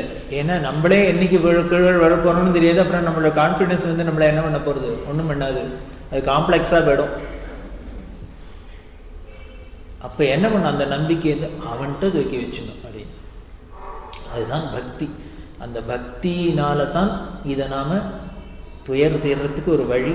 அந்த பக்தி தான் சாந்தத்தை கொடுக்கும், அமைதியை கொடுக்கும், ஆனந்தத்தை கொடுக்கும். இதுதான் ஒரே மருந்து, வையகம் துயர் தீர மருந்து அப்படின்னு சொல்ற. இந்த வையகம் துயர் தீர்றதுக்கு இந்த மருந்து எல்லாருக்கும் கிடைக்கிறதுக்கு நாம என்ன பண்ணும் அப்படின்னா, அதுக்கு ஒரு வாலண்டியர் குரூப் தேடலா பெரியவா. அஹிம்சா சோல்ஜர்ஸ் அப்படிங்கிற அஹிம்சா சோல்ஜர்ஸ் தான் வேணும் இதுக்கு அப்படின்னு. இதைத்தான் க்ஷத்ரிய தர்மம் அப்படிங்கிறா. முதல்ல பிரம்ம தர்மத்தை சொன்னா, பிராமணனோட தர்மத்தை சொல்றா. அடுத்தது க்ஷத்ரிய தர்மத்தை சொல்றா. க்ஷத்ரியனாலே என்னென்ன, இந்த வர கஷ்டங்கள்லேருந்து பாதுகாக்கிறதா ராஜாவோட தர்மம், க்ஷத்ரிய தர்மம். அப்ப இத்தனை பேருக்கு இத்தனை ப்ராப்ளம் இருக்கே, இத்தனை கஷ்டம் இருக்கே அப்படின்னு, இந்த கஷ்டத்தை தீக்கிறதுக்கு யாரு வழி சொல்றானோ, இதுலேருந்து யாரு காப்பாத்துறானோ அவனே க்ஷத்ரியன். எதுக்காக பகவான் எல்லா வர்ணத்திலையும் க்ஷத்ரியனாவும், ராமனா எதுக்கு அவதாரம் பண்ணார், கிருஷ்ணனா எதுக்கு அவதாரம் பண்ணினார் அப்படின்னார், இதை பாதுகாக்கிறதுக்கு தான். அப்படி அந்த க்ஷத்ரிய தர்மத்தை சொல்றா. அதுல இது ஒண்ணு க்ஷத்ரிய தர்மம்னா ஏதோ ஒரு தனி வர்ணம்னு எடுத்துக்க வேண்டாம். இப்படி எல்லாரோட கஷ்டமும் தீர்றதுக்கு யாரெல்லாம் உபகாரம் பண்றாளோ அவ இந்த க்ஷத்ரிய தர்மத்தையும் ரட்சிக்கிறாங்கிறது அர்த்தமாயிடுறது. அதனால அதுக்கு வேணும். அதுக்கு என்ன பண்ண, அப்போ க்ஷத்ரியன் அப்படின்னாலே சண்டை எல்லாம் இருக்கும் இல்லையா, அதுல நீ சோல்ஜர்ஸ் வேணும். அது அஹிம்சா சோல்ஜர்ஸா வேணும்னு. அது என்ன அஹிம்சா சோல்ஜர்ஸ் அப்படின்னா, சோல்ஜர்ஸ்னாலே ஹிம்சை பண்றவான்னு தான் அர்த்தம். அடிக்கிறதுக்கு, அடுத்தவாளை அடிக்கிறதுக்கு தானே போலீஸ் வேணும். ஆனா அஹிம்சா சோல்ஜர் நீ ஏன் சொல்றேன் அப்படின்னா, நான் சொல்ற காரணம் சண்டை போடுறதுக்காக சோல்ஜர்ங்கிறதுல அர்த்தத்துல சொல்லல. சோல்ஜர்ஸ்ல ரெண்டு குணம் அவளுக்கு. ஒண்ணு, முதல்ல சண்டை போடுவா. யாரான தப்பு பண்ணினா உடனே ஆயுதத்தை தூக்கின்னு சண்டை போடணும். ரெண்டாவது என்னன்னு, நிச்சயம் அடுத்தவாளோட சண்டை போட்டோம்னா அவன் சண்டை போடுற எதிராளி நம்மளை விட பலசாலியா இருந்தா நம்மளை தீர்த்து கட்டிடுவோம். இது சர்வ நிச்சயம்.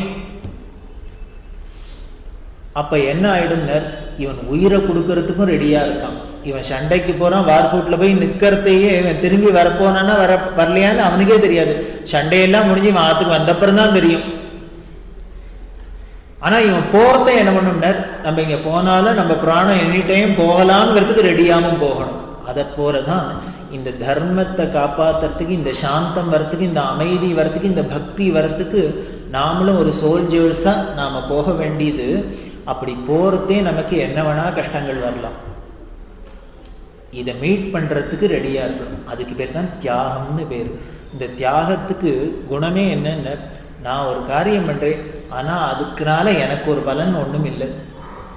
எனக்கு பலன் இல்லாதனோட இல்லை, சில கஷ்டங்கள்லாம் கூட எனக்கு வரலாம் அப்படின்னா, இந்த கஷ்டத்தை கஷ்டமா எடுத்துக்காத, இந்த பலன் கிடைக்கலேன்னு ஒரு குறையும் இல்லாத, ஆனா டியூட்டியை மட்டும் செஞ்சுன்னுக்குது. இந்த மோட்டிவேஷன் இல்லைன்னா யாரான காரியம் செய்யுமோ? நம்ம ஒரு காரியத்துல போறோம், அதுக்கு ஒரு பலன் இல்லை அப்படின்னாலே முதல்ல நிறுத்திடுவோம். இதை விட டேஞ்சர் என்னன்னு, நம்ம ஒரு காரியத்துக்கு போறோம், அதனால இடைஞ்சல் வருதுன்னா இன்னும் டிமோட்டிவேட் ஆயிடும், பண்ணவே மாட்டோம், கிட்டே போக மாட்டோம். பெரியவா தான் சோல்ஜரோட லட்சணம் என்னன்னு, இதுதான் அவனோட குணம். அந்த வீரனோட குணம் என்னன்னு, நிச்சயம் நம்ம உயிர் போனாலும் பரவாயில்ல, நம்ம ஏதோ தேசத்துக்காக சேவை செய்யற முடியும். அதனால அப்படி சோல்ஜர்ஸ் சேவைன்னு சொன்னேன்.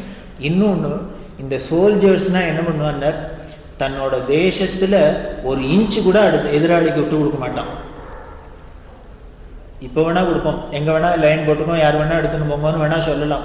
ஆனா நிஜமான சோல்ஜரா இருந்தா என்ன பண்ணுவாங்க, ஒரு இன்ச்சு கூட அடுத்தவனுக்கு விட்டு கொடுக்க மாட்டான், அப்படி ப்ரொடெக்ட் பண்ணுவோம். அதே மாதிரி நாமளும் இப்ப இந்த அஹிம்சா சோல்ஜர்ஸா இருக்கணும். எப்படி இருக்கணும்னா, நம்ம சாஸ்திரம் ஜனத்துல துளி கூட காம்ப்ரமைஸ் பண்ணிக்க கூடாது. இது லைன் என்னென்ன, எல்லைக்கோடு என்னென்ன, அந்த சாஸ்திரம் சொன்னதுதான் எல்லைக்கோடு. அதுல இருந்து ஒரு இன்ச்சு கூட நான் விட்டு கொடுக்க மாட்டேன், காம்ப்ரமைஸ் பண்ணிக்க மாட்டேன். இதே காரணம் என்னென்ன, ஒரு இன்ச்சு விட்டேன்னா நாளைக்கு முழுக்கவே போனாலும் போயிடும். இன்னைக்கு கொஞ்சம் கொஞ்சமா அரிச்சுன்னு போகும், நாளைக்கு முழுக்க சுவாகா பண்ணினாலும் போயிடும். அதனால அந்த எல்லையிலேயே அதோட விரோதிய தீர்த்து கட்டி விடுறது, உள்ள விடாத பண்றது. அதனால துளி கூட அதுல காம்ப்ரமைஸ் பண்ணிக்காத நாம அனுஷ்டானத்தை பண்ணணும் அப்படின்னு. அப்ப சோல்ஜர்ஸ்னா எப்படி இருக்கணும்னு, அன்னைட்ட வாரியெல்லாம் வச்சுன்னு துப்பாக்கியெல்லாம் வச்சுன்னு ரெடியா அதுக்குன்னு ஒரு சைன்யமா இருக்கணுமான ஒண்ணும் இல்லை. இவாளுக்கு இருக்கிற என்னென்ன வீடே தான் இவாளுக்கு வாசஸ்தானம். நீ உன்னோட சுதர்மத்தை சாஸ்திரம் சொன்னபடி அனுஷ்டானம் பண்ணிட்டே இரு. இந்த சோல்ஜர்ஸ்க்கு என்ன பண்ணணும்னு வாயால சொல்லி அடுத்த வாழை பண்ணுன்னு சொல்றதை விட தான் முதல்ல பண்ணி காமிச்சுடு. பண்ண பண்ண பண்ண பண்ண பண்ண அதோட பலம் ஏறிண்டே இருக்கும். அதுதான் வேணும் எனக்கு, அப்படி ஒரு கும்பல் வேணும் அப்படின்னு சொல்லிட்டு சொல்றா. இன்னொன்னு, இந்த வையம் துயர் தீர்ற வழியில பக்தியை வளர்க்கணும்னு சொன்னோம். இந்த பக்தி வளர்ந்தாதான் இந்த ஆச்சார அனுஷ்டானமோ இல்லை எல்லாமே நிற்கும், ஆனந்தம் நிற்கும் அப்படின்னு சொன்னோம், சாந்தி நிலவும்னு சொன்னோம். இந்த பக்தியை வளர்க்கறது யாரோட வேலைன்னு, ராஜாவோட. க்ஷத்ரிய தர்மம் தானே இது பரிபாலிக்கிறதே, க்ஷத்ர தர்மம் தானே அவனோட பரிபாலனம். ஆனா நமக்கு துரதிருஷ்டவசமா எப்படி இருக்கு நம்ம தேசம்னர், அரசாங்கம்லாம் செக்குலர் ஸ்டேட்டா இருக்கு. செக்குலர்னா என்ன அர்த்தம் பண்ணின்னு விட்டான்னர், செக்குலரோட முதல் நேர்மையான அர்த்தம் என்னன்னர், எந்த மதத்தையும் வித்தியாசமா பார்க்காத இருக்கிறது, எல்லா மதத்தையும் ஈக்குவலா ட்ரீட் பண்றதுதான் செக்குலரிசம்.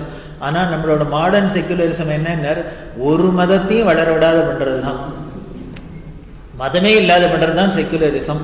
இப்ப இன்னும் கொஞ்சம் ஜாஸ்தி ஆயிடுது. என்னன்னர், இந்து மதத்தை மட்டும் இல்லாத பண்றது, மற்ற மதத்தெல்லாம் இருக்க முடியுமா பண்றது. அப்புறம் நவீன செக்குலரிசம்னு வேணா இப்ப சித்தாந்தம் எழுதிக்கலாம். இப்படி இருக்கு. அதுதான் சொல்ற, இதை விட அபத்தம் வேற கிடையாது. அப்ப ஆட்சியில இருக்கிற என்ன பண்ண, எல்லாரையும் ஈக்குவலா பண்ணணும். எல்லாருக்கும் அவளுக்கு என்னென்ன பண்ணணுமோ, அவளோட தர்மம் என்னமோ அதை அனுஷ்டிக்கிறதுக்கு ஒரு உற்சாகத்தை கொடுக்கணும். அதுக்கு ஏத்தாப்புல சட்டத்திட்டங்கள்லாம் போடணும். ஆனா அப்படி இல்லை. உடனே பெரியவா சொல்ற, சார் அப்படிதான் இல்லைன்னு நீங்களே சொல்ற, இப்ப அப்படி இருக்கணும்னு சொல்ற, இருக்க வேண்டியவா இல்லை, இப்ப என்ன பண்றது அப்படின்னாரு. இருக்க வேண்டியவனா ராஜா வேணா இல்லாத இருக்கலாம், பிரஜைகள்னா நாமெல்லாம் இருக்கலாமேங்கிறார். இப்ப என்ன ஆயிடுத்துன்னாரு, அவன் பண்ற வேலை நம்ம தலையில உறுத்தும், நாம தான் பண்ணணும் அப்படின்னு. என்ன பண்ணலான்னார், அதுக்கு ஒரே ஒரு வழி, இந்த கிராமத்துக்கு கிராமம், நம்ம தேசத்துல எத்தனை கிராமங்கள் உண்டோ அங்க அத்தனையும் பக்தி வளர்க்கறதுக்குன்னு ஒரு வழிபாட்டு மன்றம் வைங்கோங்கிறார். கழகம்ங்கிற பேரே பெரியவா யூஸ் பண்ணியிருக்கா. வேடிக்கை ஆச்சரியமா இருக்கு. சொல்றா, அது வழிபாட்டு கழகம் ஒண்ணு வைக்கணும் மன்றம். காரணம் என்னென்ன, அவானுமே பக்தியெல்லாம் வளர்க்க போறது இல்லை, நாம வளர்க்கலாமே. நம்மளால முடிஞ்சது போய் ஏதானும் அத்தை பண்ண சொல்லலாம், இத்தை பண்ண சொல்லலாம். அதுவும் எப்படி இருக்கணும்னு முதல்லயே அதுக்கு வழி சொல்லிட்டா, சாஸ்திரோக்தமா இருக்கணும் அப்படின்னு அதை எடுத்து சொல்லி ஜனங்களுக்கு புரியறாப்புல அதுகளுக்கு ஒரு ருச்சியை ஏற்படுறாப்புல பண்ணி அந்த பக்தி வளர்ந்துடுத்துன்னா என்ன பண்ணணும்னார், அந்த ஈஸ்வரன் ஒருத்தர் இருக்கார், அவரை நம்பிட்டோம்னா, அவரை சரணாகதி பண்ணிட்டோம்னா நம்மளோட கஷ்டம்லாம் போயிடும். அப்படின்னாலே முதல்ல வாழ்க்கையில எனக்கு ஒரு பிடிமானம் வந்துடுது. அந்த பிடிமானம் வந்துடுத்துனாலே 99% பிரச்சனை தீர்ந்து போச்சு. அதுக்கு எல்லாரும் பண்ணுங்க அப்படின்ட்டு சொல்ற. அதை என்ன சொல்றாங்கன்னு இந்த பெரியவா வாக்கையே அப்படியே படிச்சு காமிக்கிறேன். எனவே நமது தேசத்தில் உள்ள அத்தனை லட்சம் கிராமத்திலும் சாந்தம் பரவ ஒவ்வொரு கிராமத்துக்கும் ஒரு வழிபாட்டு கழகம் நிறுவ வேண்டும். நாம் எல்லோரும் முனைந்து முயற்சி செய்து ஈசன் அருளை துணை கொண்டு இப்பணியை முடித்தாக வேண்டும். வார்த்தையெல்லாம் ரொம்ப ஜாக்கிரதையா தான் இருக்கும். உடனே நம்ம எல்லாரும் தான் பண்ணணும்னு உடனே என்ன ஆயிடும், சார் நீங்க தான் பிரசிடென்ட், நான் தான் உடனே உபதலைவர், இவர் ட்ரெஷரர், அதுக்கு உடனே ட்ரஸ்ட், டொனேஷன், சண்டை எல்லாம் கூட வந்துடும் இல்லையா. அதனால என்ன வார்த்தையை பாருங்க, அதனால நாம் எல்லாரும் முனைந்து முயற்சி செய்தனாலே போறாதோ. அதுக்கப்புறம் முனைந்து என்ன முயற்சி செய்யறது அப்படின்னு என்ன 2 வார்த்தையை போட்டார். முனைந்து முயற்சி செய்யறதுன்னு என்ன சண்டைக்கு முயற்சி செய்வேன்னு அர்த்தம் முனைஞ்சிட்டு. அதனால என்ன பண்ணிட்டார், செய்து ஈசன் அருளை துணை கொண்டு. அதுதான் அங்க விஷயம். உள்ளுக்குள்ள ஜீவன் என்னன்னு ஏதோ நீ பண்ணிட்டேன் நான் பண்ணிட்டேன், நானுமே 100 கழகம் ஓப்பன் பண்ணிட்டோம் சார், அத்தை பண்ணிட்டோம் இத்த பண்ணிட்டோம்னு உடனே அகங்காரம் ஏறிடும், கழகம் கலகமாக விடும். அதனால என்ன பண்ண ஈஸ்வர அனுகிரகத்தை துணை கொண்டு அப்படின்னு அப்படி வச்சுட்டார் ஒரு முதிரையை வச்சுட்டோம். நான் பண்ணல சார், ஏதோ ஈஸ்வர சங்கல்பம், தெய்வத்தோட குரல், அதோட ஆசை நடக்கிறது அப்படிங்கிற பாவத்துல நீ பண்ணிட்டு அப்படின்னு. இப்ப பண்ணினா என்ன பண்ணணும்னு சொல்ற, அதுக்கு 2மே சொல்ற. அப்படி பண்ணிட்டாலே என்ன ஆயிடும் அப்படின்னாரு, உனக்கும் சித்தசுத்தி ஏற்பட்டுரும், இருக்கிற தேசத்துக்கும் சாந்தி அமைதி வந்துடும், உனக்கும் அந்த சாந்தி ஏற்பட்டுடும், லோகத்திலையும் சாந்தி வந்துடும் அப்படிங்கிற. அதுதான் வையகம் துயர் தீர ஒரே வழி, லோகா சமஸ்தா சுகினோ பவந்து அப்படின்னு. அப்ப கடைசியில முடிக்கிறா என்ன பண்ணுனர், இது புத்தீர் வரும் அந்த நமது வையம் துயர் தீர்கவே ஆழ்க தீயதெல்லாம் அரண்நாமமே சூழ்க வையமும் துயர் தீர்கவே லோகா சமஸ்தா சுகினோ பவந்து அப்படின்லாம் சொல்லியிருக்கு இல்லையா. இது என்ன பண்ணு, இப்பேற்பட்ட நமது வேத நெறியின் சிறப்பு கொள்கை புத்தீர் பெற்று நிலவும். நாம் தான் அப்படி நிலவ வைக்க வேண்டும், நாம தான் இதை நடைமுறைக்கு பிராக்டிஸ் வராப்புல பண்ணணும் அப்படின்ட்டு. அதுக்கு கடைசியில இன்னொரு சாப்பா குத்துற என்னென்ன, இப்பணிக்கே நம்ம ஆயுளை அர்ப்பணிக்க வேண்டும். இது ஏதோ ஒரு நாளைக்கு பார்ட் டைம் ஜாப் எல்லாம் இல்லை, உன்னோட ஆயுசு இருக்கிறதே இதுக்கு தான் வச்சுக்கோ அப்படிங்கிற. அப்ப இதுக்கு தான் வச்சுன்னா எங்க ஆத்த யாரு பாக்குறதுன்னு, அட அசடே நீ பண்ற காரியத்துல உலகத்தோட துயரே தீர போறது, உங்காத்து துயரமா தீராதுன்னு. லோகமே சமஸ்தா சுக்கினோ பவந்துவா இருக்கிறது, உன்னோட வீடு மட்டும் இன்னும் கஷ்டப்பட்டுட்டா இருக்க போறது, ஒரு நாளும் இருக்காது அப்படின்னு தான் சொல்ல. நம்ம லைஃபை இதுக்கு டெடிகேட் பண்ணணும் அப்படிங்கிறா. நமது மூதாதைகள்லாம் அப்படித்தான் பண்ணியிருந்தா. அதை முதல்ல சொல்லியிருக்கா. அவள் ஒன்றும் பிரச்சாரம் கிடையாது, அத்தை கிடையாது, பேப்பர் கிடையாது, டிவி கிடையாது, ஒன்றும் கிடையாது. எந்த ஒரு வழியில கம்யூனிகேஷனும் ஒன்றுமே போகாதே. அவாவா பாட்டுக்கு காலங்காலத்தால ஏந்திருக்கிறது, இனிமேல் சந்தியாவந்தனத்தை பண்றது, ஸ்நானத்தை பண்றது, அத்தை பண்றது, இத்தை பண்றது, டான் டான் டான் டான் டான் ஒரு ஸ்வபாவமா இருந்துருத்தோம் அவளுக்கு. இது ஏதோ ஒரு கைங்கரிய மாதிரி நம்ம ஏதோ நினைச்சுங்க. இப்ப என்னமோ நமக்கு சந்தியாவந்தனம் பண்ணிவிட்டாலே என்ன ஆயிடுதுன்னு நமக்கு உடனே என்னமோ வசிஷ்டருக்கு நமக்கும் ஈக்குவலா ஒரு ஸ்டேட்டஸ் கொடுத்துட்டா தேவையில்லை போல இருக்கு. தாடி முளைச்சுட்டாலே உடனே விஸ்வாமித்திரன்னு நினைச்சுட்டு விடுறோம். என்னமோ ஒரு கச்சம் கட்டின்னு விட்டாலே, விபூதியை இட்டுன்னு விட்டாலே, இனிமே எத்த பண்ணிட்டாலே, ஒரு சந்தியாவந்தனம் பண்ணிட்டாலே நம்ம என்னமோ பெரிஞ்சாதனம் பண்ணிட்டு உடனே இவர் உபன்யாசத்துக்கு ஆரம்பிச்சுட லோகமே கெட்டு கிடக்கு சார் அப்படிங்கிற. இவன் மட்டும் கிடலையாம், எல்லாம் இருந்த கூட இருக்கிற 99 ஃபிளாட்டும் கட்டி போயிடுத்து, இவர் ஒரு ஃபிளாட்டு மட்டும் பரிசுத்தமா இருக்கிறாப்புல ஒரு பாவம் வந்துடுறது இல்லையோ.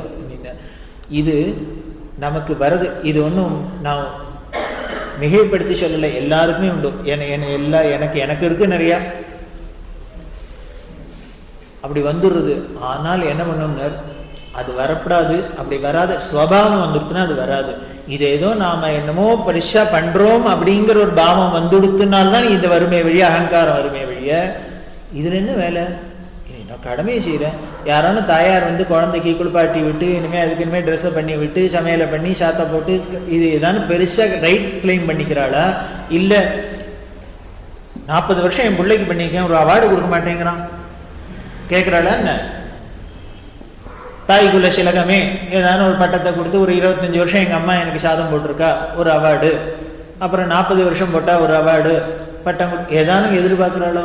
இல்ல. காரணம் என்னென்ன, நான் பெத்தேன் போடுறேன், இதுல என்ன வண்டு கிடக்கு, இதுல என்னன்னுறது இல்லையா? அதை மாதிரி நான் இப்படி பிறந்தேன், இந்த வர்ணத்துல பிறந்தேன், இந்த குலத்துல பிறந்தேன், இப்படி இந்த தேசத்துல பிறந்தேன், நான் பண்றேன், அவ்வளவுதானே. எங்க வந்தது இல்ல பெருமைப்படுறதுக்கு? அப்படி பண்ணுங்கிற. இப்படிதான் இருந்து பண்ண முடியுமா? பண்ணி இப்படிதான்ப்பா இருந்தா. நம்ம தாத்தா வரைக்கும் அப்படிதான்ப்பா இருந்தா, நம்ம அப்பா வரைக்கும் அப்படிதான்ப்பா இருந்தா, எல்லாரும் அப்படிதான்ப்பா இருந்தா. அதனால ரொம்ப நேச்சுரலா பாட்டுக்கு இருந்ததுனாலேயே அது நேச்சரும் என்ன ஆச்சுன்னு, எதுவுமே ஒன்னும் பிரகிருதியில எல்லாமே அப்படியே டான்னு அப்படி சுதி சுத்தமா இருந்தது. அதுதான் துயர் தீரத்துக்கு வழி. துயர் தீர வையகம் துயர் தீரவே அப்படின்னொன்னு ஒரு ஞாபகம் வருது. இந்த வார்த்தை ஞானசம்பந்தரோட தேவார வார்த்தை. பெரியவாள்கிட்ட என்னென்ன ரொம்ப சில விஷயங்கள்லாம் சூக்ஷ்மமாக இருக்கும். இவாளுக்கு ஒரு பாப்பார சுவாமி அப்படின்லாம் ஒரு பேர்லாம் இருந்தது. இவ பிராமணாலே திருப்பி அவர் ஏன் திருப்பி வாடினார்? முதல்ல கெட்டு போனது இவன் தான். இவனை திருத்திட்டாக்க மற்ற எல்லாரும் திருந்துவா. மற்றவாள்லாம் கெடல்லேன்னே பெரியவாளுக்கு தீர்மானமா நம்பிக்கை. இன்னைக்கு இருந்தாலும் அதே தான் சொல்லுவார். அப்படி யாரானு கெட்டு இருந்தா இவனோட ஃப்ரெண்டா இருப்பா, அவ்வளவுதான். இவனை பார்த்துட்டு அவ கெட்டிருக்கலாமே வழிய நிச்சயம் அவளாவே கெட்டிருக்க மாட்டா அப்படிங்கிறது ரொம்ப ஸ்ட்ராங்கு நம்பிக்கை பெரியவாளுக்கு. அதனாலேயுமே திருப்பி கெடுறதுக்கு காரணம் வியாதி வருதுன்னா எந்த கிருமி வந்ததோ அதுலதான் போய் பார்க்கணுமே வழிய அதுல மூலத்துல தான் போய் சிகிச்சை பண்ணணும். அதனாலதான் இங்கேயே கான்சென்ட்ரேட் பண்ண பெரியவா. ஆனால் வேடிக்கை என்னன்னு, அதனால சில விஷயங்கள்லாம் பெரியவாளுக்கு பேர்லாம் உண்டு. அதை பத்தி ஒண்ணுமே கவலைப்பட மாட்டார். அப்படி இல்லைங்கிறத நாம இதெல்லாம் தான் தெரிஞ்சுக்கணும். என்ன பண்ண வையகம் துயர் தீர வழி அப்படிங்கிறது ஞானசம்பந்தரோட தேவார வார்த்தை. அதுல ரொம்ப ஜாகிரதையா இருக்கும். பெரியவா சம்பந்தர் வாக்குக்கு அப்படி ஒரு மகிமை உண்டு. வேடிக்கை அந்த அஷ்டகிரக சேர்க்கை அப்படின்னு ஒண்ணு அந்த காலத்துல நடந்தது. 8 கிரகம் நேர்கோட்டில் வந்து கொடுத்தான்.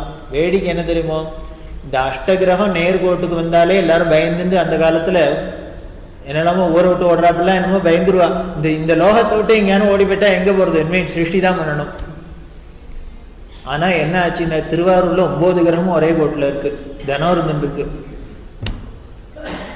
சுந்தரமூர்த்தி சுவாமிகள் கிண்டல் பண்ற நவகிரகம் என்ன இப்போ அது என்ன வேற எங்கேயானு இருந்துன்னா ஒன்னொன்னு வக்கரமா இருக்கும். நீ தியாகராஜாக்கு முன்னால பயந்துன்னு எல்லாம் ஒழுங்கா அட்டென்ஷன் நிக்கிறது. 9 சேர்ந்து எல்லாம் ஒரே கோட்டில் நிற்கிறது ஒன்றும் பண்ண முடியல. இப்போ 8 கிரகம் ஏன்னா என்ன ஆகும்? ஒன்றும் ஆகாது. எல்லாரும் பயந்துண்டா உடனே அஸ்ட்ரானமிஸ்ட்லாம் சொன்னா அப்படியே உட்பாதம் வந்துருமாக்கும், அத்தை பண்ணிடுமாக்கும், இத்த பண்ணிடுமாக்கும். கடைசியில என்ன கண்ட பலன்? அத்தனை பேர் வயிற்றுலையும் புளிய கரைச்சா, பீதியை கிளப்பி விட்டா. இதுக்கு பார்த்தா இது என்ன பண்றது? பெரிய சைக்கியாட்ரிஸ்ட் பெரியவா யாரானு ஒருத்தர் பீதியை கிளப்பிட்டா அதெல்லாம் பயப்படாதீங்கோ, பயமே இல்லை, வாருங்கள் இங்க, அதெல்லாம் கத்த முடியாது, கத்தி ஒன்றும் பிரயோஜனம் இல்லை, வரவனும் பயந்துனே ஓடிடுவான். அதனால பயத்துல அடியோட போகணும். அதனால என்ன பண்ணான்னா ஒரு விதாயம் சொல்றாப்புல. அப்போ எல்லாரும் ஜோசியாலாம் சொல்லியிருக்கா 9 8 கிரகம் ஒன்னா சேர்ந்துடுத்துனா ஏதோ உற்பாகம் பண்ணும். அப்போ ஒண்ணு நம்ம பண்ணுவோம், இந்த உற்பாதெல்லாம் நம்மளை பாதிக்காத இருக்க நம்ம ஏதான பரிகாரம் பண்ணலாம். இந்த பரிகாரத்தோட தாத்பரியமே அதான். நம்ம பரிகாரம் பண்றதுனால உடனே இந்த பாவம் ஓடி போச்சுன்னு இல்லை. கழுத்தை பிடிச்சிட்டு இனிமே பிராயச்சித்தம் பண்ணேன்னா 4 கிருஷ்ணம் தானம் பண்ணிட்டேன்னா என்ன கழுத்து ஓடி வந்துருமான்னு அவருக்கு போன வச்சுது வருது. அப்ப என்னென்ன தப்பு ஏதோ தெரியாத பண்ணிவிடுறோம். ஆனா கில்ட்டியா ஃபீல் பண்ணிட்டு இது பண்ணின தப்பை விட இப்ப நினைச்சு நமக்கு இன்னும் பாடுது. இது சிரமப்படுத்துறது. இந்த சிரமத்தை குறைக்கணும். அதுக்கு ஒரு சைக்கலாஜிக்கல் ரிலீஃபுக்கு தான் இந்த பரிகாரம்ங்கிறது. இது பண்ணிட்டோமா, இனிமே ஒரு விளக்கை ஏற்றிட்டுமா, இனிமே ஒரு மாலையை போட்டுட்டுமா, ஒரு பிரதட்சணத்தை பண்ணிட்டோமா, இது குறைஞ்சு போயிடுது அப்படின்னு வந்துடுதோ இல்லையோ. இப்படி நமக்கு மனசில் பாவம் வந்துடுத்தினாலே, இந்த மனசுல ஒரு தைரியம் வந்துடுத்தினாலே அந்த பிரச்சனை தானே போயிடும். உடம்புல எதிர்ப்பு சக்தி வந்துடுத்துனா வியாதி தானே போயிட்டு போறது. உடம்பு சக்தி இல்லை இன்னும் போக பயப்பட இன்னும் ஜாஸ்தி தான் வந்து ஒட்டும். அதுதான் இதோட தாத்பரியம். அதனால பெரியவா என்ன பண்ணா, ஞானசம்பந்தர் தேவாரம் வேயுறு தோழி பங்கன் விடமுண்ட கண்டன் மிக நல்ல வீணை தடவி மாசரு திங்கள் கங்கை முடிமேலணிந்தன் உளமே புகுந்தாதனால் ஞாயிறு திங்கள் செவ்வாய் புதன் வியாழன் வெள்ளி சனிபாம்பிரண்டு உடனே ஆசரு நல்ல நல்ல அவை நல்ல நல்ல அடியாரவர்க்கு மிகவே அப்படின்னு கோளறு பதிகம் அப்படின்னு இது பேர். 10 பாட்டு உள்ளது பதிகம். இதை எப்ப பாடினது தெரியுமா ஞானசம்பந்தர்? முதல்ல சொன்னேன், நின்ற சீர், அதாவது கூன் பாண்டியன் அப்படிங்கிற ராஜா மதுரையில ஆட்சி பண்ணியிருந்தான். சமணனா போயிட்டான். அவரோட பத்தினி தான் மங்கையர்கரசிங்கிற பரமபக்த. அந்த அம்மா ரொம்ப தாபப்பட்டு, ஐயோ இப்படி தேசமே வீணா போயிடுத்து, இவர் ஒருத்தரோட பாலிசினால இத்தனை பேரும் திண்டாடுறாளே அப்படின்னு என்ன பண்றதுன்னு வழி தெரியாத சுந்தரேஸ்வரத்தை பிரார்த்தனை பண்ணி, அப்பதான் ஞானசம்பந்தர் இருக்கார் அப்படின்னு தெரிஞ்சுண்டு உடனே என்ன பண்ண, தன்னோட மந்திரி குலச்சிறையார் அப்படின்னு, அந்த மதுரையிலே 2 பேர் தான் பக்தா, இந்த மங்கையர்கரசி ராணியும் மந்திரியான குலச்சிறையாரும்.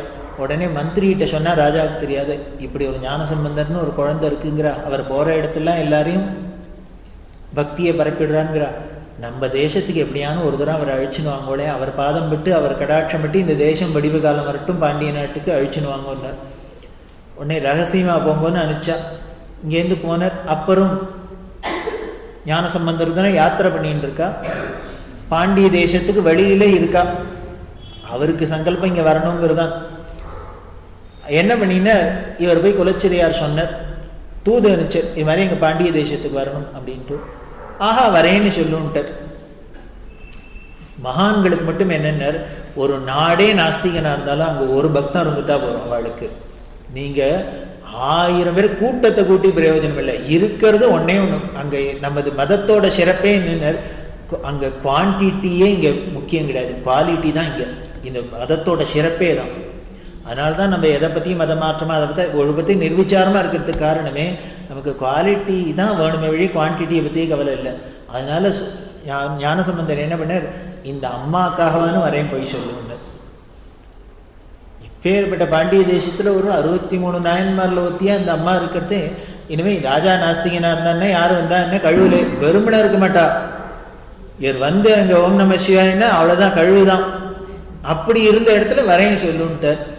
இவர் போயிட்டார். குலச்சிரியாருக்கு ஒரே சந்தோஷம், வரேன்னுட்டார், மகான் வரேன்ட்டார், மாதம் பட போறது, நம்ம தேசம் குழைச்சிட போறதுன்னு போய் அம்மாட்ட சொன்னார். அந்த அம்மாவுக்கு பரம சந்தோஷம். ஆனா கூட அந்த அப்பர் சுவாமிகளுக்கு ரொம்ப பயம். மகா போக்கிரிகளா இருக்கான்னு என்ன பண்ணுவான்னு தெரியாது. அவரோ வயசுல பெரியவர், 80 வயசு கிழவர், இது 16 வயசு குழந்தை. இப்ப ஏற்பட்ட குழந்தைக்கு ஏதான ஹானி ஆயிடுச்சுன்னா தர்மம்னா பேட போறது. இன்னும் பேர்பட்ட ஒரு அவதார புருஷன் வந்திருக்கார், இவர் போயிட்டார்னா திருப்பி பிடிக்க முடியாதேங்கிற பயந்து என்ன பண்ணார், அப்பா நீ போக வேண்டாம் போக வேண்டாம் அப்படின்னார். இல்ல அவளை கஷ்டப்படுறாளே, நம்ம போய் அவளோட கஷ்டத்தை போக்க வேண்டாமான்னார். வாஸ்தவம் தான், ஆனா ரொம்ப போராத காலமா இருக்கு, இப்ப கிரகங்கள் எல்லாமே சரியில்லை, கிரகச்சாரம்லாம் இப்ப போய் மாட்டிக்க வேண்டாம்னார். அப்ப இதை பாடினார், கிரகம்லாம் சரியில்லையா அப்படின்னு நீங்களா சொல்றீள் அப்படின்ட்டு. உடனே என்ன கிரகம் தானே சரியில்லை, இப்ப ஆர்டர் போட்டுறேன், ஒரு தோழி மங்கன் விடம் உண்ட கண்டனர் பாடினர். ஆசரு நல்ல நல்ல அவை நல்ல நல்ல அடியாரவர்க்கு மிகவே, ரொம்ப நல்லது பக்தாளுக்கெல்லாம். யாருக்கு அப்ப அதெல்லாம் கிரகமா இருக்கும் வக்கரமா இருக்கும்னார். பக்தி இல்லைன்னா அடியாரா இல்லைன்னா அவனுக்கு அது கை காமிச்சிடும், அடியாடா ஆயிடும். இவன் அடியாரா ஆயிட்டான்னாக்கா அது விஷாதா ஆயிடும், நல்லதா போயிடும் அப்படின்னு அப்ப பாடினது. இதை எடுத்து கொடுத்தா பெரியவா. அதனால ஒரு தெய்வ வாக்கு, குழந்தை சாட்சாத் முருகனோட அவதாரம், அவர் வாக்கால சொல்லியிருக்க. அப்படி கிரகங்கள்லாம் போராத காலத்துல இதை சொன்னாலே எல்லாம் சரியா போயிடும்னு இதை பாராயணம் பண்ணினா போறோம். அஷ்டகிரகம் என்னென்ன 9 கிரகம் சேர்ந்துதான் வரட்டுமே, ஒன்னும் ஆகாது. இதை பாராயணம் பண்ணுவோம். அப்பதான் இது பிரச்சாரமே ஆச்சு. வேடிக்கை என்னன்னு, இந்த தேவாரம் இதுக்கெல்லாமே இந்த தமிழ் மறைகள்லாம் பரப்புறதுக்குன்னே சைவ மடங்கள்லாம் இருக்கு இல்லையா, அதுல அந்த மடாதீனத்துல ஒரு மடத்தை ஆதீன தலைவர் அவர் வந்து பெரியவாள்கிட்ட சொன்னது. உடனே இதை பெரியவா அனௌன்ஸ் பண்ணிட்டா, இதை பிரிண்ட் போட்டு எல்லாருக்கும் விநியோகம் பண்ணு, எல்லாரையும் சொல்ல சொல்லும் அப்படின்னு அனௌன்ஸ் பண்ணிட்டா. இது அவர் காதில் விழுந்தோன்னு பெரியவாள்கிட்ட வந்து சொன்னார், தேவாரத்தையும் 24 மணி நேரம் புஸ்தகம் போட்டுருக்கோம், கட்டின்னு எழுதுன்னு இருக்கோம், எல்லாம் பண்ணிட்டு இருக்கோம்.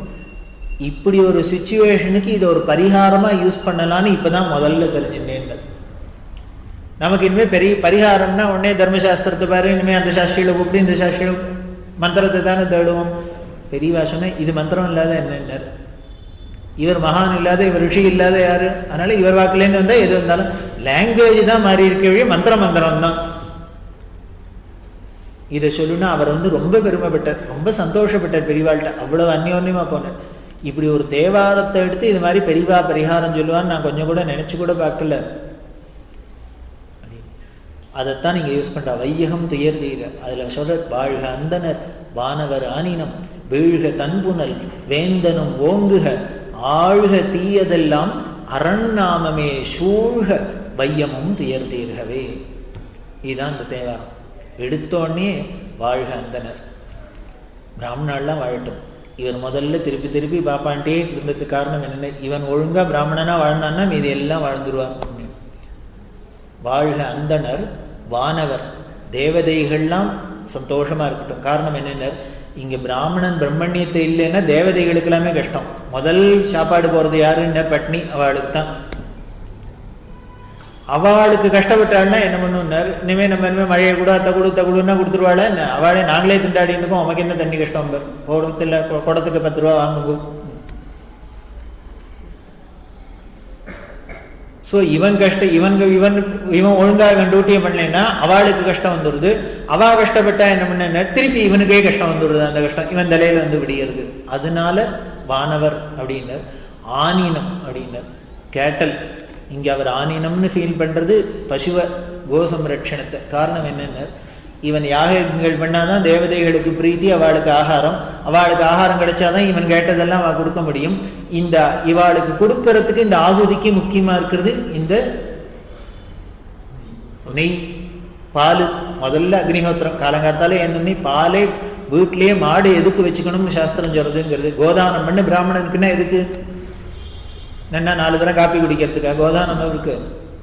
இல்ல, அவர் அக்னிஹோத்திரம் பண்ணணும். அவர் நம்ம இனிமே ஒரு கோதானம் பண்ணி அவர் ஒரு தரமான சுஷ்ரூவத்தில் எடுத்து இந்திராய ஸ்வஹா அக்னிய ஸ்வஹான்னு ஊத்தினாதான் நம்ம பண்ணின கோதானமே பலிக்கும்.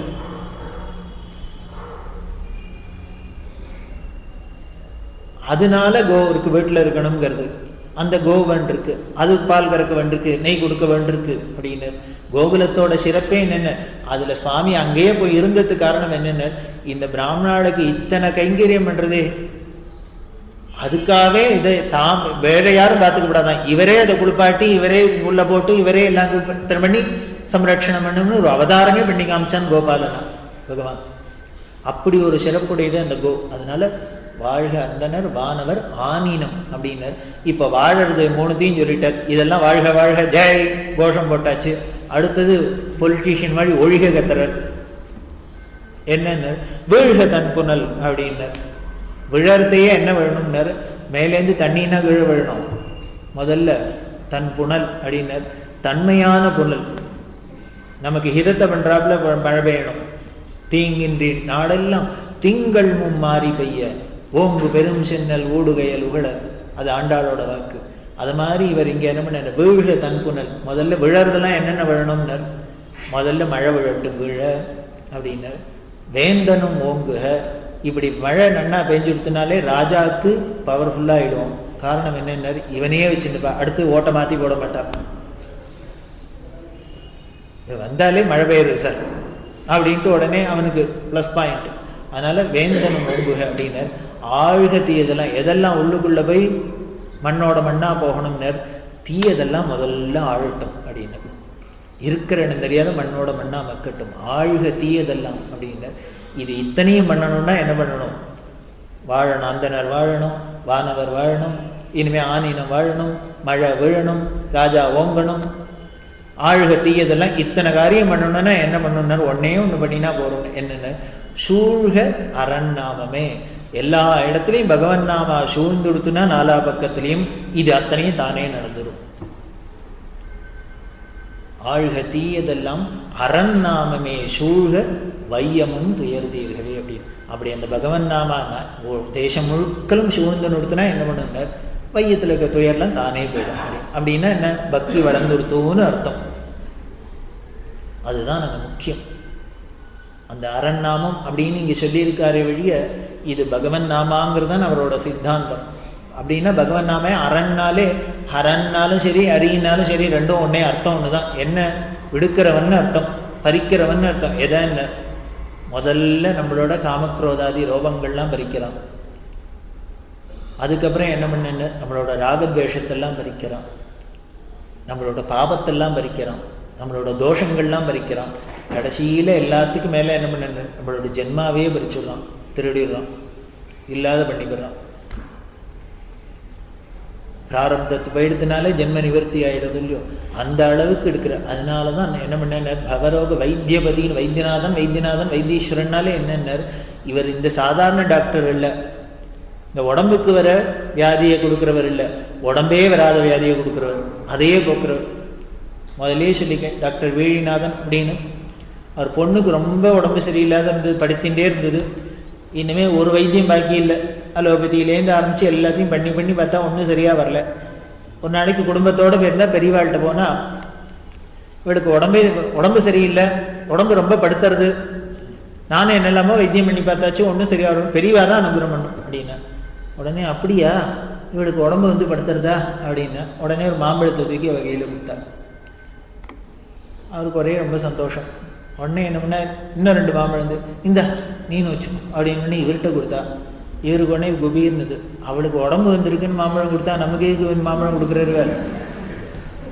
ஆன்டிசிபேட்டரி வெயிலா? நமக்கு மனசுல தோணுமோ இல்லையோ, ஏதோ ஒன்று சொல்றோம், ஒரு குறைய சொல்லி அது போட்டோம்னா அவளுக்கு அனுகிரகம் பண்ணுமோன்னா உடனே நமக்கு அனுகிரகம் பண்ணா நமக்கு ஏதோ இந்த குறை வந்துருமா, வரத்துக்கு முன்னாலே அனுகிரகம் பண்றா என்னன்னு புரியாத ஒரு மனுஷ சபலம் மனசொல்லி அப்படிதான் சஞ்சலப்படும்.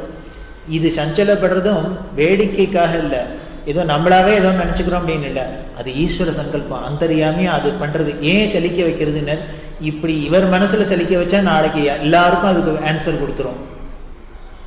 இப்படி நினைச்சாரோ இல்லையோ உடனே ஏன் இன்னும் அவளுக்கு தான் உடம்புன்னு மாம்பழம் கொடுத்தேன், உனக்கு மாம்பழம் கொடுக்கேன்னு பயமா இருக்கான்னு. ஆமா சுவாமியிலேன்னு சொல்ல முடியுமா? நேர இல்லை இல்லை ஏதோ பெரிய பிரசாதம்னு சமாளிச்ச. உடனே பெரியவா சொல்றா, அவளுக்கு உடம்பு வந்தது கொடுத்தேன், உனக்கு உடம்பே வராத இருக்கட்டுமே அதுக்காக கொடுக்குறேன்.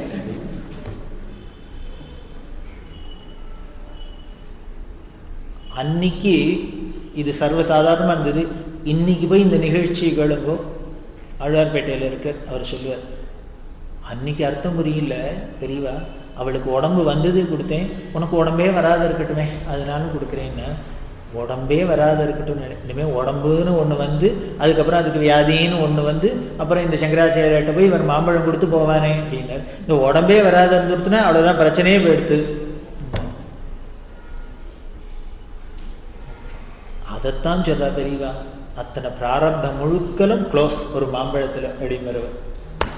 இன்னுமே நாம் பண்ணின பிராரப்தத்துக்கு எத்தனை உடம்பு வரணுமோ எத்தனை ஜென்மா எடுக்கணுமோ கணக்கு நமக்கு தெரியாது. ஆனா இது ஒரு மாம்பழத்துல அத்தனையும் க்ளோஸ், அக்கௌண்ட்டை க்ளோஸ் பண்ணிடுவார், பைசல் அவ்வளவுதான். உனக்கு உடம்பே வராத இருக்கட்டுமே அப்படின்னா பிராரப்தமே போயிடுது, அவ்வளவுதான், உடம்பே வராத பண்ணிடும். அதனாலதான் பவரோக வைத்தியபதி அப்படின்னு பேர் வைத்தீஸ்வரனுக்கு. என்ன, இவர் சாதாரண ரோகத்தெல்லாம் போக்குறவர், இந்த இத்தனை ரோகத்துக்கும் காரணமாக சரீரத்துக்கே ஒரு ரோகமா இருக்கிற அந்த பவத்தையே போக்குறவன் அப்படின்னு. என்ன பண்ணுது ஈஸ்வரனை அப்படிதான் சொல்றது, ருத்ரத்துல சொல்றது. பேஷஜம் விஷக் அப்படிங்கிறது. பேஷஜன் அப்படின்னா வைத்தியன்னு டாக்டர்னு அர்த்தம், விஷக்னா மருந்து. அப்படி வேடிக்கை என்னங்க, பேஷஜம் விஷக் அப்படின்னா இவரே தான் டாக்டரா, இவரே தான் மருந்தான். இப்படி ஒரு டாக்டர் ஞானம் உண்டோ? ஏன்னா அனாசினை கொடுங்கன்னு எழுதிதான் தரலாம், இவரே அனாசினா இருந்தா எழுதி தரவரும் அவரே, பிரிஸ்கிரிப்ஷனும் அவரே, மருந்தும் அவரே. பேஷஜம் விஷக் அப்படின்னுது. வேடிக்கை என்ன தெரியுமோ, இந்த ஹரி வேற இல்லை, அரண் வேற, எல்லாம் ஒரே நாமாதான் அப்படின்னு சொன்னாங்கிறதுக்கு வேத பிரமாணம் என்னன்னு, இதை ஸ்ரீருத்ரத்துல பரமேஸ்வரன் சொல்றது பேஷஜம் விஷக்கு அப்படின்னு சொல்றது. இதையே மகாபாரதத்துல விஷ்ணு சஹஸ்ரநாம விஷ்ணுவை பார்த்து சொல்றார். இந்த பேஷஜம் விஷக் அப்படின்னு விஷ்ணு சஹஸ்ரநாமத்தில் நாம வருது. இதுலேருந்தே தெரியறது நமக்கு அந்த வைத்தியம் அப்படிங்கிறது. வைத்தியம்னு ஒன்னாதான் இருக்க முடியும், மருந்தும் ஒன்னாதான் இருக்க முடியும். அப்படி அந்த அரண் நாமம் சூழ அப்படின்னாலே அந்த பகவன் நாமா சூழனும்னு தான் அர்த்தம். அந்த பகவன் நாமா லோகம் முழுக்கலும் சூழ்ந்து கொடுத்தனாலே உலகத்தில் உள்ள அத்தனை துயரும் தீர்ந்துடும். காரணம் என்னென்ன, அந்த நாமாவை சொல்ல சொல்ல சொல்ல சொல்ல வேண்டாம், கேட்க கேட்க கேட்கவே நமக்கு ஒரு சாந்தம் ஏற்படுது, அமைதி ஏற்படுது. சாந்தி நிலவ வேண்டும், சாந்தி நிலவ வேண்டும். எப்படி சாந்தி நிலவும்? பேரை தான் வச்சுக்கலாம், சாந்தின்னு நிலவலாம். வந்துருமா உள்ளுக்குள்ள, மனசுல வந்துருமான்னு வரணும்னா பகவன் நாமா உள்ளுக்குள்ள போயிடுத்துன்னா, உள்ள எப்படி வாயில வந்துடுத்துன்னா உள்ளுக்குள்ள போயிடுத்துன்னா சாந்தி நிலவிடும், அமைதி ஆயிடும் மனசு. அப்படி அமைதி ஆயிடுத்துன்னா வையத்தில் உள்ள துயர் அத்தனையும் இருக்கிற இடம் தெரியாத போயிடும். அதுக்கு ஒரே வழி இந்த பக்தியை வளர்க்கணும், அந்த நாம சொல்லிகிட்டே இருக்கணும். அதைத்தான் சொல்ற. இந்த அஹிம்சா சோல்ஜர்னா என்ன பண்ணணும்னா, வழிபாட்டு கழகம், வார வழிபாட்டு கழகம், பக்தி கழகம்னா இதைத்தான் நாம சொல்லணும், இதைத்தான் நாம பிரச்சாரம் பண்ணணும். இதை எப்படி பண்ணணும்னு பார்ட் டைமாலாம் பண்ணால் போகாது, ஃபுல் டைமாக ஹோல் டைமாக பண்ணணும், லைஃப் டைமாக பண்ணணும். நம்மளோட வாழ்க்கையே இதுக்கு அர்ப்பணிக்கணும் அப்படின்னு தெய்வத்தின்கோள் நமக்கு ஒரு உபதேசமாக சொல்கிறா. ஆர்டர்னு சொல்கிறதுக்கு எனக்கு மனசு வரல. காரணம் என்னென்னு, பெரியவாளுக்கு ஆர்டரே போட தெரியாது. ஒருத்தரை பார்த்தும் ஆர்டரே போட மாட்டார், எல்லாத்தையும் கெஞ்சுவா. வேடிக்கையாக இருக்கும். ஒரு சந்தியாவந்தனம் பண்ணுறதுக்கு என்னமோ நாம் சந்தியாவந்தனம் பண்ணினா அவர் என்னமோ ஞான மோட்சத்துக்கு போய்டுறாப்புல, அவருக்கு 10,000 ரூபா கிடைச்சாப்புல பண்றியா குப்புசுவாமியர் அப்படின்னு. அவர் மாமனார் அவர் சம்சாரம் கர்ப்பமாக இருக்கா, இன்கம் டேக்ஸ் ஆஃபீஸில் இருந்தார். எல்லாரும் தேனம்பாக்கத்தில் பெரியவா தரிசனத்துக்கு போனா, காரில் போகிறா. போனால் கர்ப்பிணியாக அம்மா இருக்கா. இவருக்கு 7-8 வயசில் ஒரு குழந்தை, 5-6 வயசும் நம்ம குழந்தை, பொன் குழந்தை. இந்த குழந்தைய அழிச்சினர், இவர் மாமனார் அழிச்சுன்னுக்கர், சம்சாரத்தை அழிச்சுன்னுக்கர், கர்ப்பிணியாக இருக்க சம்சாரம், இந்த கை குழந்தை எல்லாத்தையும் அழிச்சுன்னு போகிறா காஞ்சிபுரம். இந்த சுங்குவார சத்திரத்துக்கிட்ட பொறுத்தே மாமனார் வயசானவர், எனக்கு கொஞ்சம் வண்டியை நிறுத்தினா தேவையில்லை, நான் கொஞ்சம் ஜலஸ்பரிசத்துக்கு போயிட்டு வரணும், டாய்லெட்டுக்கு போயிட்டு வரணும் அப்படின்னு சொன்னேன். ஏதோ ஓரமாக ஒரு இடத்துல நிறுத்தினா அவரை இடம் பார்த்து இவர் அழிச்சுன்னு போய் மாமனாருக்கு தேக சுத்தி பண்ணி வைக்கிறதுக்கு அழிச்சுன்னு போயிருக்கார். இந்த அம்மா காரில் உட்காந்துருக்கா. இந்த அப்பாவும் இந்த அத்தாவும் இறங்கினோன்னு இந்த கை குழந்தை பொண்ணு என்ன பண்ணிட்டு அதுவும் கதவை திறந்துன்னு கீழே இறங்கிட்டு, அம்மா போகாதிரி அது பெரிய ஹைவே, டிராஃபிக், பெங்களூர் ஹைவே. சொல்லிகிட்டே இருக்கா, கேட்காத அப்பான்னு குறுக்க ஓடிட்டு ரோட்ல. ஓடினா லாரி வந்தது எய்தாப்புல, நேர அடிச்சுது குழந்தைய. அடிச்சு மாட்டின்ட்டு குழந்தை அவ்வளவு தூரம் தள்ளிட்டு போறது, தர அப்படியே மாட்டின்ட்டு போறது. இதை பார்த்துட்டு கார்ல உட்கார்ந்துட்டு இருக்கா பெத்த தாயார், வயத்துல இன்னொரு குழந்தைய வச்சுது. எப்படி இருக்கும்னு நிலைமையை பார்த்துக்கோ. ரோடுக்கு அந்த பக்கம் அப்பா பார்த்துட்டு இருக்க, தாத்தா பார்த்துட்டு இருக்கா, இந்த பக்கம் அம்மா பார்த்துட்டு இருக்க. கதறுன்னு கதறா. குழந்தை தலை அப்படியே ஜேமா எடுத்து துடிச்சுன்னு நடு ரோட்ல கிடக்கு, ரத்த வெள்ளத்துல. லாரிக்காரன் ஒடியே போயிட்டான். என்ன பண்ணு, கை ஓடுமா கால் ஓடுமா என்னன்னு அப்ப தானே புத்தியா வேலை செய்யும். தவிச்சுன்னு நிக்கிறதே பின்னால ஒரு அம்பாசிடர் கார் வந்தது. எங்கேயோ அந்த ரோட்ல போற கார் பார்த்தா அதுல ஒரு வெள்ளைக்காரன் இருந்து பார்த்துட்டு அவன் பதறி போய், என்ன இப்படி குழந்தை இருக்கு, நீங்க எல்லாரும் இப்படி இருக்கேன்ட்டு அவர் வாரி போட்டுன்னு அவர் கார்ல போய் நீங்க பின்னால வாங்குவோன்னு சொல்லி காஞ்சிபுரம் ஆஸ்பத்திரிக்கு எடுத்துன்னு போனான். அங்க போய் எமர்ஜென்சியில பார்த்தா அவன் ஃபர்ஸ்ட் எய்டு பண்ணிட்டு, இது தேர்ற கேஸ் இல்லை, நீங்க சுங்குவார சத்திரத்திலேருந்து காஞ்சிபுரம் வரைக்கும் வந்ததே பெரிய காரியம், எப்படி உயிர் தப்பிச்சதுன்னு ஆன் த ஸ்பாட்டு போயிருக்கணும், இவ்வளவு தூரம் வந்ததே பெருசு, அதனால எங்களால் ஃபர்ஸ்ட் எய்டு தான் பண்ண முடியும், இதுக்கு வேற ஒன்றும் எங்களால் பண்ண முடியாது, நீங்க இதுக்கு மேலே தானே பண்ணீங்கன்னா மெட்ராஸ்க்கு ஸ்டான்லிலேயோ ஜிஹெச்லேயோ போய் பார்த்துக்கோன்னு அனுப்பிச்சுட்டு உடனே அவன் என்ன பண்ணான். அதுதான் ஈஸ்வரன்கிறது. எந்த ஒரு காரியத்துக்கு முதல்லயே சொன்னேன், ஒரு ஆபத்து வரப்போறதுனாலே அதுக்கு ரெமெடியை கொடுத்துட்டு தான் ஆபத்து வரும்னு. அந்த வெள்ளைக்காரனை கார்ல அனுப்பிச்சுட்டு தான் பின்னாலே லாரியை அனுப்பிச்சிருக்கோம். ஈஸ்வரன் நியதி அது. உடனே அவரை தூக்கி போட்டுட்டார். இவாளே நீங்க பின்னால வாங்கணும், இவாளுக்கு வேற ஒண்ணும் இல்லை, அவன் பண்றத கண்ணால பார்த்துட்டு அவ்வளவுதான். நேர ஸ்டான்லிக்கு அழிச்சுன்னு பண்ணுறது. அழிச்சுனுமே எங்க சொன்னா அவ பார்த்தா இன்டென்சிவ் கேர்ல வச்சுக்கிறோம், ட்ரை பண்றோம். எங்களுக்கு ஆச்சரியமா இருக்கு, இவ்வளவு தூரம் இந்த குழந்தை வந்து. இப்ப எல்லாரும் வேடிக்கை என்னென்ன, இந்த குழந்தை ஏன் இன்னும் போகலன்னு கேட்க ஆரம்பிச்சுட்டா. போயிடுத்துன்னு துக்கம் விசாரிக்கல, ஏன் போகலன்னு துக்கம். அப்படி ஒரு அடிபட்ட குழந்தை என்ன பண்ணுன்னு தெரியல, சேர்த்துருக்கு. இப்படி ஒரு நாள் ஆச்சு, 2 நாள் ஆச்சு. உடனே அந்த அம்மா என்ன பண்ண, தன்னோட தம்பியை கூப்பிட்டா. இப்ப பெரியவா தரிசனத்துக்கு போனா கடைசியில தரிசனம் பண்ண முடியல, பாதி வழியிலேதான் இந்த கூத்தாயிடுத்தே வந்துட்டா. உடனே அந்த அம்மா என்ன பண்ணா, தம்பியை கூட்டா, நீ முதல்ல இப்போ ஒரு வண்டியை எடுத்துக்கோ, பெரியவாள்கிட்ட போ, பெரியவா காலில் விழுந்து கதறு, எனக்கு நீ வேற ஒன்றும் கேட்க வேண்டாம், உங்களை பார்க்கத்தானே அவள் வந்தா, அவளுக்கு ஏன் இப்படி நடந்தது, கேஸ் ஃபைல் பண்ணு. அது எப்படி உங்களை பார்க்கறதுக்கு ஒரு நல்ல காரியத்துக்கு தரிசனத்துக்குன்னா எப்படி ஆள் போய் பெரியவாள்கிட்ட சொல்லு அப்படி. உடனே தம்பி வந்த, பெரியவா தேன பார்க்குற உட்காந்துருக்கா. இது மாதிரி சொன்னேன், அக்கா 10 பேரும் ரொம்ப இதுவாக இருக்கா, குழந்தை எந்த க்ஷணம் போகும்னு தெரியல, இன்டென்சிவ் கேரில் இருக்கு அப்படின்னா. உடனே என்ன பண்ணா, பெரியவா நான் என்ன பண்ணணும், நீங்கள் என்ன பண்ணணுமா, நீங்கள் தான் சொல்லணும் என்ன பண்ணுவாங்க. வந்துட்டு பெரியவாளை பார்க்க வந்தாலும் வந்த இடத்துல இது மாதிரி ஆயிடுது அப்படின்ட்டு இவர் என்ன பண்ண, குத்தமாக சொல்ல முடியுமா அதை. அதனால என்ன பண்ணா, அவள் ரொம்ப வருத்தமாக இருக்கா, பெரியவா தரிசனமும் இல்லாத போயிடுத்து, இப்ப குழந்தையும் இல்லாத போயிட போறதேன்னு வருத்தமா இருக்காங்க. அப்ப கூட பக்தாளா இருந்தாலும் என்ன தோணும்னர், தனக்கு வர கஷ்டம் கூட தெரியாது, இந்த கஷ்டத்தினால பெரியவா தரிசனம் ஒண்ணு நஷ்டமாச்சுங்கிறது தான், அந்த நஷ்டம் தான் பெரிய நஷ்டமா தெரியுமே வழிய வேற ஒண்ணு. அதுதான் பக்தி. பக்தி வந்துருச்சுன்னா நஷ்டமே, இந்த லௌகீக நஷ்டம் தான் நஷ்டமாவே தெரியாது. இதை சாக்கு வச்சுன்னு நம்மளோட பக்தியில ஏதானும் குறைஞ்சு போயிடுத்துன்னா தான் பெரிய குறையா தெரியும். இப்படி சொன்னோன்னு என்னை பார்க்க வந்த வாழ்க்கை அப்படி ஆயிடுத்து அப்படின்ன உடனே அவரும் ஏதானும் பதிலுக்கு ஏதானும் சொல்லணும் இல்லையோ. சொல்லிட்டு உடனே எய்தாப்புல ஆப்பிள் இருக்கு, அந்த ஆப்பிள் எடுத்தா இப்படி மடியில் வச்சுருந்தா கையில் வச்சுருந்தா சிவனேன்னு கையிலே வச்சுன்னு பிசாத உட்காண்டா 10 நிமிஷம் உட்காந்துட்டு இதை கொண்டு குழந்தைக்கு கொடு அப்படின்னா, காமாட்சியை பார்த்துட்டு போ அப்படின்னா. இவர் காமாட்சி மீனாட்சியும் பார்க்குற மூட்லேயே இருக்கா, குழந்தை எந்த நிமிஷம் போகிறதோன்னு ஃபோன் அனுப்புறதுன்னா இவர் காமாட்சி கோவிலுக்கு போங்கிறார். அப்போ இங்கேயே வந்தானே அக்கா சொன்னாலேன்னு தான் பெரியவாள்கிட்ட வந்தார். இப்போ இல்லையா மடத்துக்கு வரதா பெரியவாளை பார்க்குறதா பக்திங்கிறது இந்த சமயத்தில் ஆவரேஜாக சாதாரணமாக இருக்கிறவாளெல்லாம் அப்படிலாம் ஒன்றும் பண்ண முடியாது. இந்த ஆவரேஜை தாண்டி அதோ ஆவரேஜாக இருந்தால் தான் இந்த எல்லாமே தோணும். சொன்னேன் இல்லை குழந்தைக்கு ஒன்றும் இல்லை, இன்டென்சிவ் கேர்ல இருக்கு, எப்போ போயிடும் தெரியாது, ஆப்பிள்லாம் கொடுக்க முடியாதுன்னு. இல்லைன்னா தலைமாட்டில் கொண்டு போய் ஏன் போகிறோம் அப்படின்னா, வச்சிரோ அம்பாளை மறக்காத தரிசனம் பண்ணிட்டு போகும் அப்படின்னா. என்ன பண்ணுறாளோ அவள் பண்ணட்டும் அப்படின்ட்டு. இப்போ என்ன பண்ண ரெஸ்பான்சிபிலிட்டி அவ தலையில போட்டு ஏதானு ஆச்சுன்னாலும் நான் பண்ணல காமாட்சி தான் பண்ணான்னு போட்டுலாமே, அவள் என்ன பண்ணுறாளோ பண்ணட்டும் போயிட்டு வான்ட்டான். இவன் வந்த பெரியவா சொன்னாலேன்னு குடுன்னு கோயிலுக்குள்ள ஒன்று. இப்பவே ராத்திரி 9 மணி ஆயிடுத்து. இவருக்கு தரிசனம் பண்ற மூடும் இல்லை.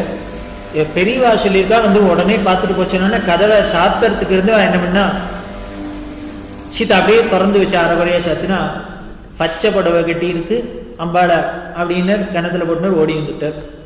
பெரியவா சொன்னா பார்த்தாச்சு வந்தாச்சு. கொண்டு அக்காட்ட சொன்ன மாதிரி பெரியவா என்ன பதில் சொன்னா, ஒன்றும் சொல்லலை, இந்த ஆப்பிளை கொடுத்தா சாப்பிட முடியாது குழந்தைக்குன்னு, முடியலன்னா முடிஞ்சாக்க தலைமாட்டில் வையின்னு சொன்னா வைக்க சொல்லியிருக்கா. என்ன ஆறுதோ அம்பாளை என்ன பண்ணுறாளோ பண்ணா அவ்வளோதான் அப்படின்ட்டு கொண்டு வச்சாச்சு தலைமாட்டில். அடுத்தது 1 நாள் ஆச்சு, 2 நாள் ஆச்சு, 4 நாள் ஆச்சு. 4 நாள் ஆக ஆக ஆக என்ன ஆயிடுத்துன்னா டாக்டர்ஸ்க்கெல்லாம் சர்ப்ரைஸ். அப்படி என்னென்ன நான் 3ஆம் நாள் கண்ணை திறந்தது, 4ஆம் நாள் கை கால் அசைக்க ஆரம்பிச்சது, 5ஆம் நாள் பேச ஆரம்பிச்சது. இப்படி ஒவ்வொரு நாளா ஒவ்வொரு ஆர்கனா வேலை செய்ய ஆரம்பிச்சது. இது இம்ப்ரூவ்மெண்ட்டு. இப்போ எல்லாருக்கும் ஒரே ஆச்சரியம், என்ன போயிடும்னு நினச்சிருந்தாக்க ஏதோ இது ஒவ்வொன்றா வேலை செய்ய ஆரம்பிச்சது, கையாடுறது காலாட்டுறது எல்லாம் ஆச்சு. கிட்டத்தட்ட 20 நாள். 20 நாளில் குழந்தைக்கு அந்த லாரிக்கு அடியில் மாட்டிண்டு ஜாமா இருந்த தலை சாதாரணமாக போயிட்டு கட்டு போட்டிருக்காப்பு. டிஸ்சார்ஜ் பண்ணலாம், இது டேஞ்சரை தாண்டி எடுத்து அப்பப்போ வந்து ட்ரெஸ் பண்ணிங்கோ, ட்ரீட்மெண்ட்டு கொடுத்துட்டுருக்கோம், நீங்கள் ஆற்றுக்கு போகலான்னு. வீட்டுக்கு இவ வழியிலேருந்து இன்டென்சிவ் கேர்லேயே தான் அத்தனை நாளும் இருந்தது. வழியில் வரத்தே அந்த குழந்தை அப்பாட்ட கேட்குது, அந்த பாப்பா இருந்ததே கூட அந்த பாப்பா எங்கே அழிச்சுன்னு வரலையே அப்படின்னு. இவருன்னு எந்த பாப்பா அப்படின்னு, தலைமாட்டில் பச்சை பாவாடை கட்டின்னு அந்த பாப்பா உட்காந்துது அது.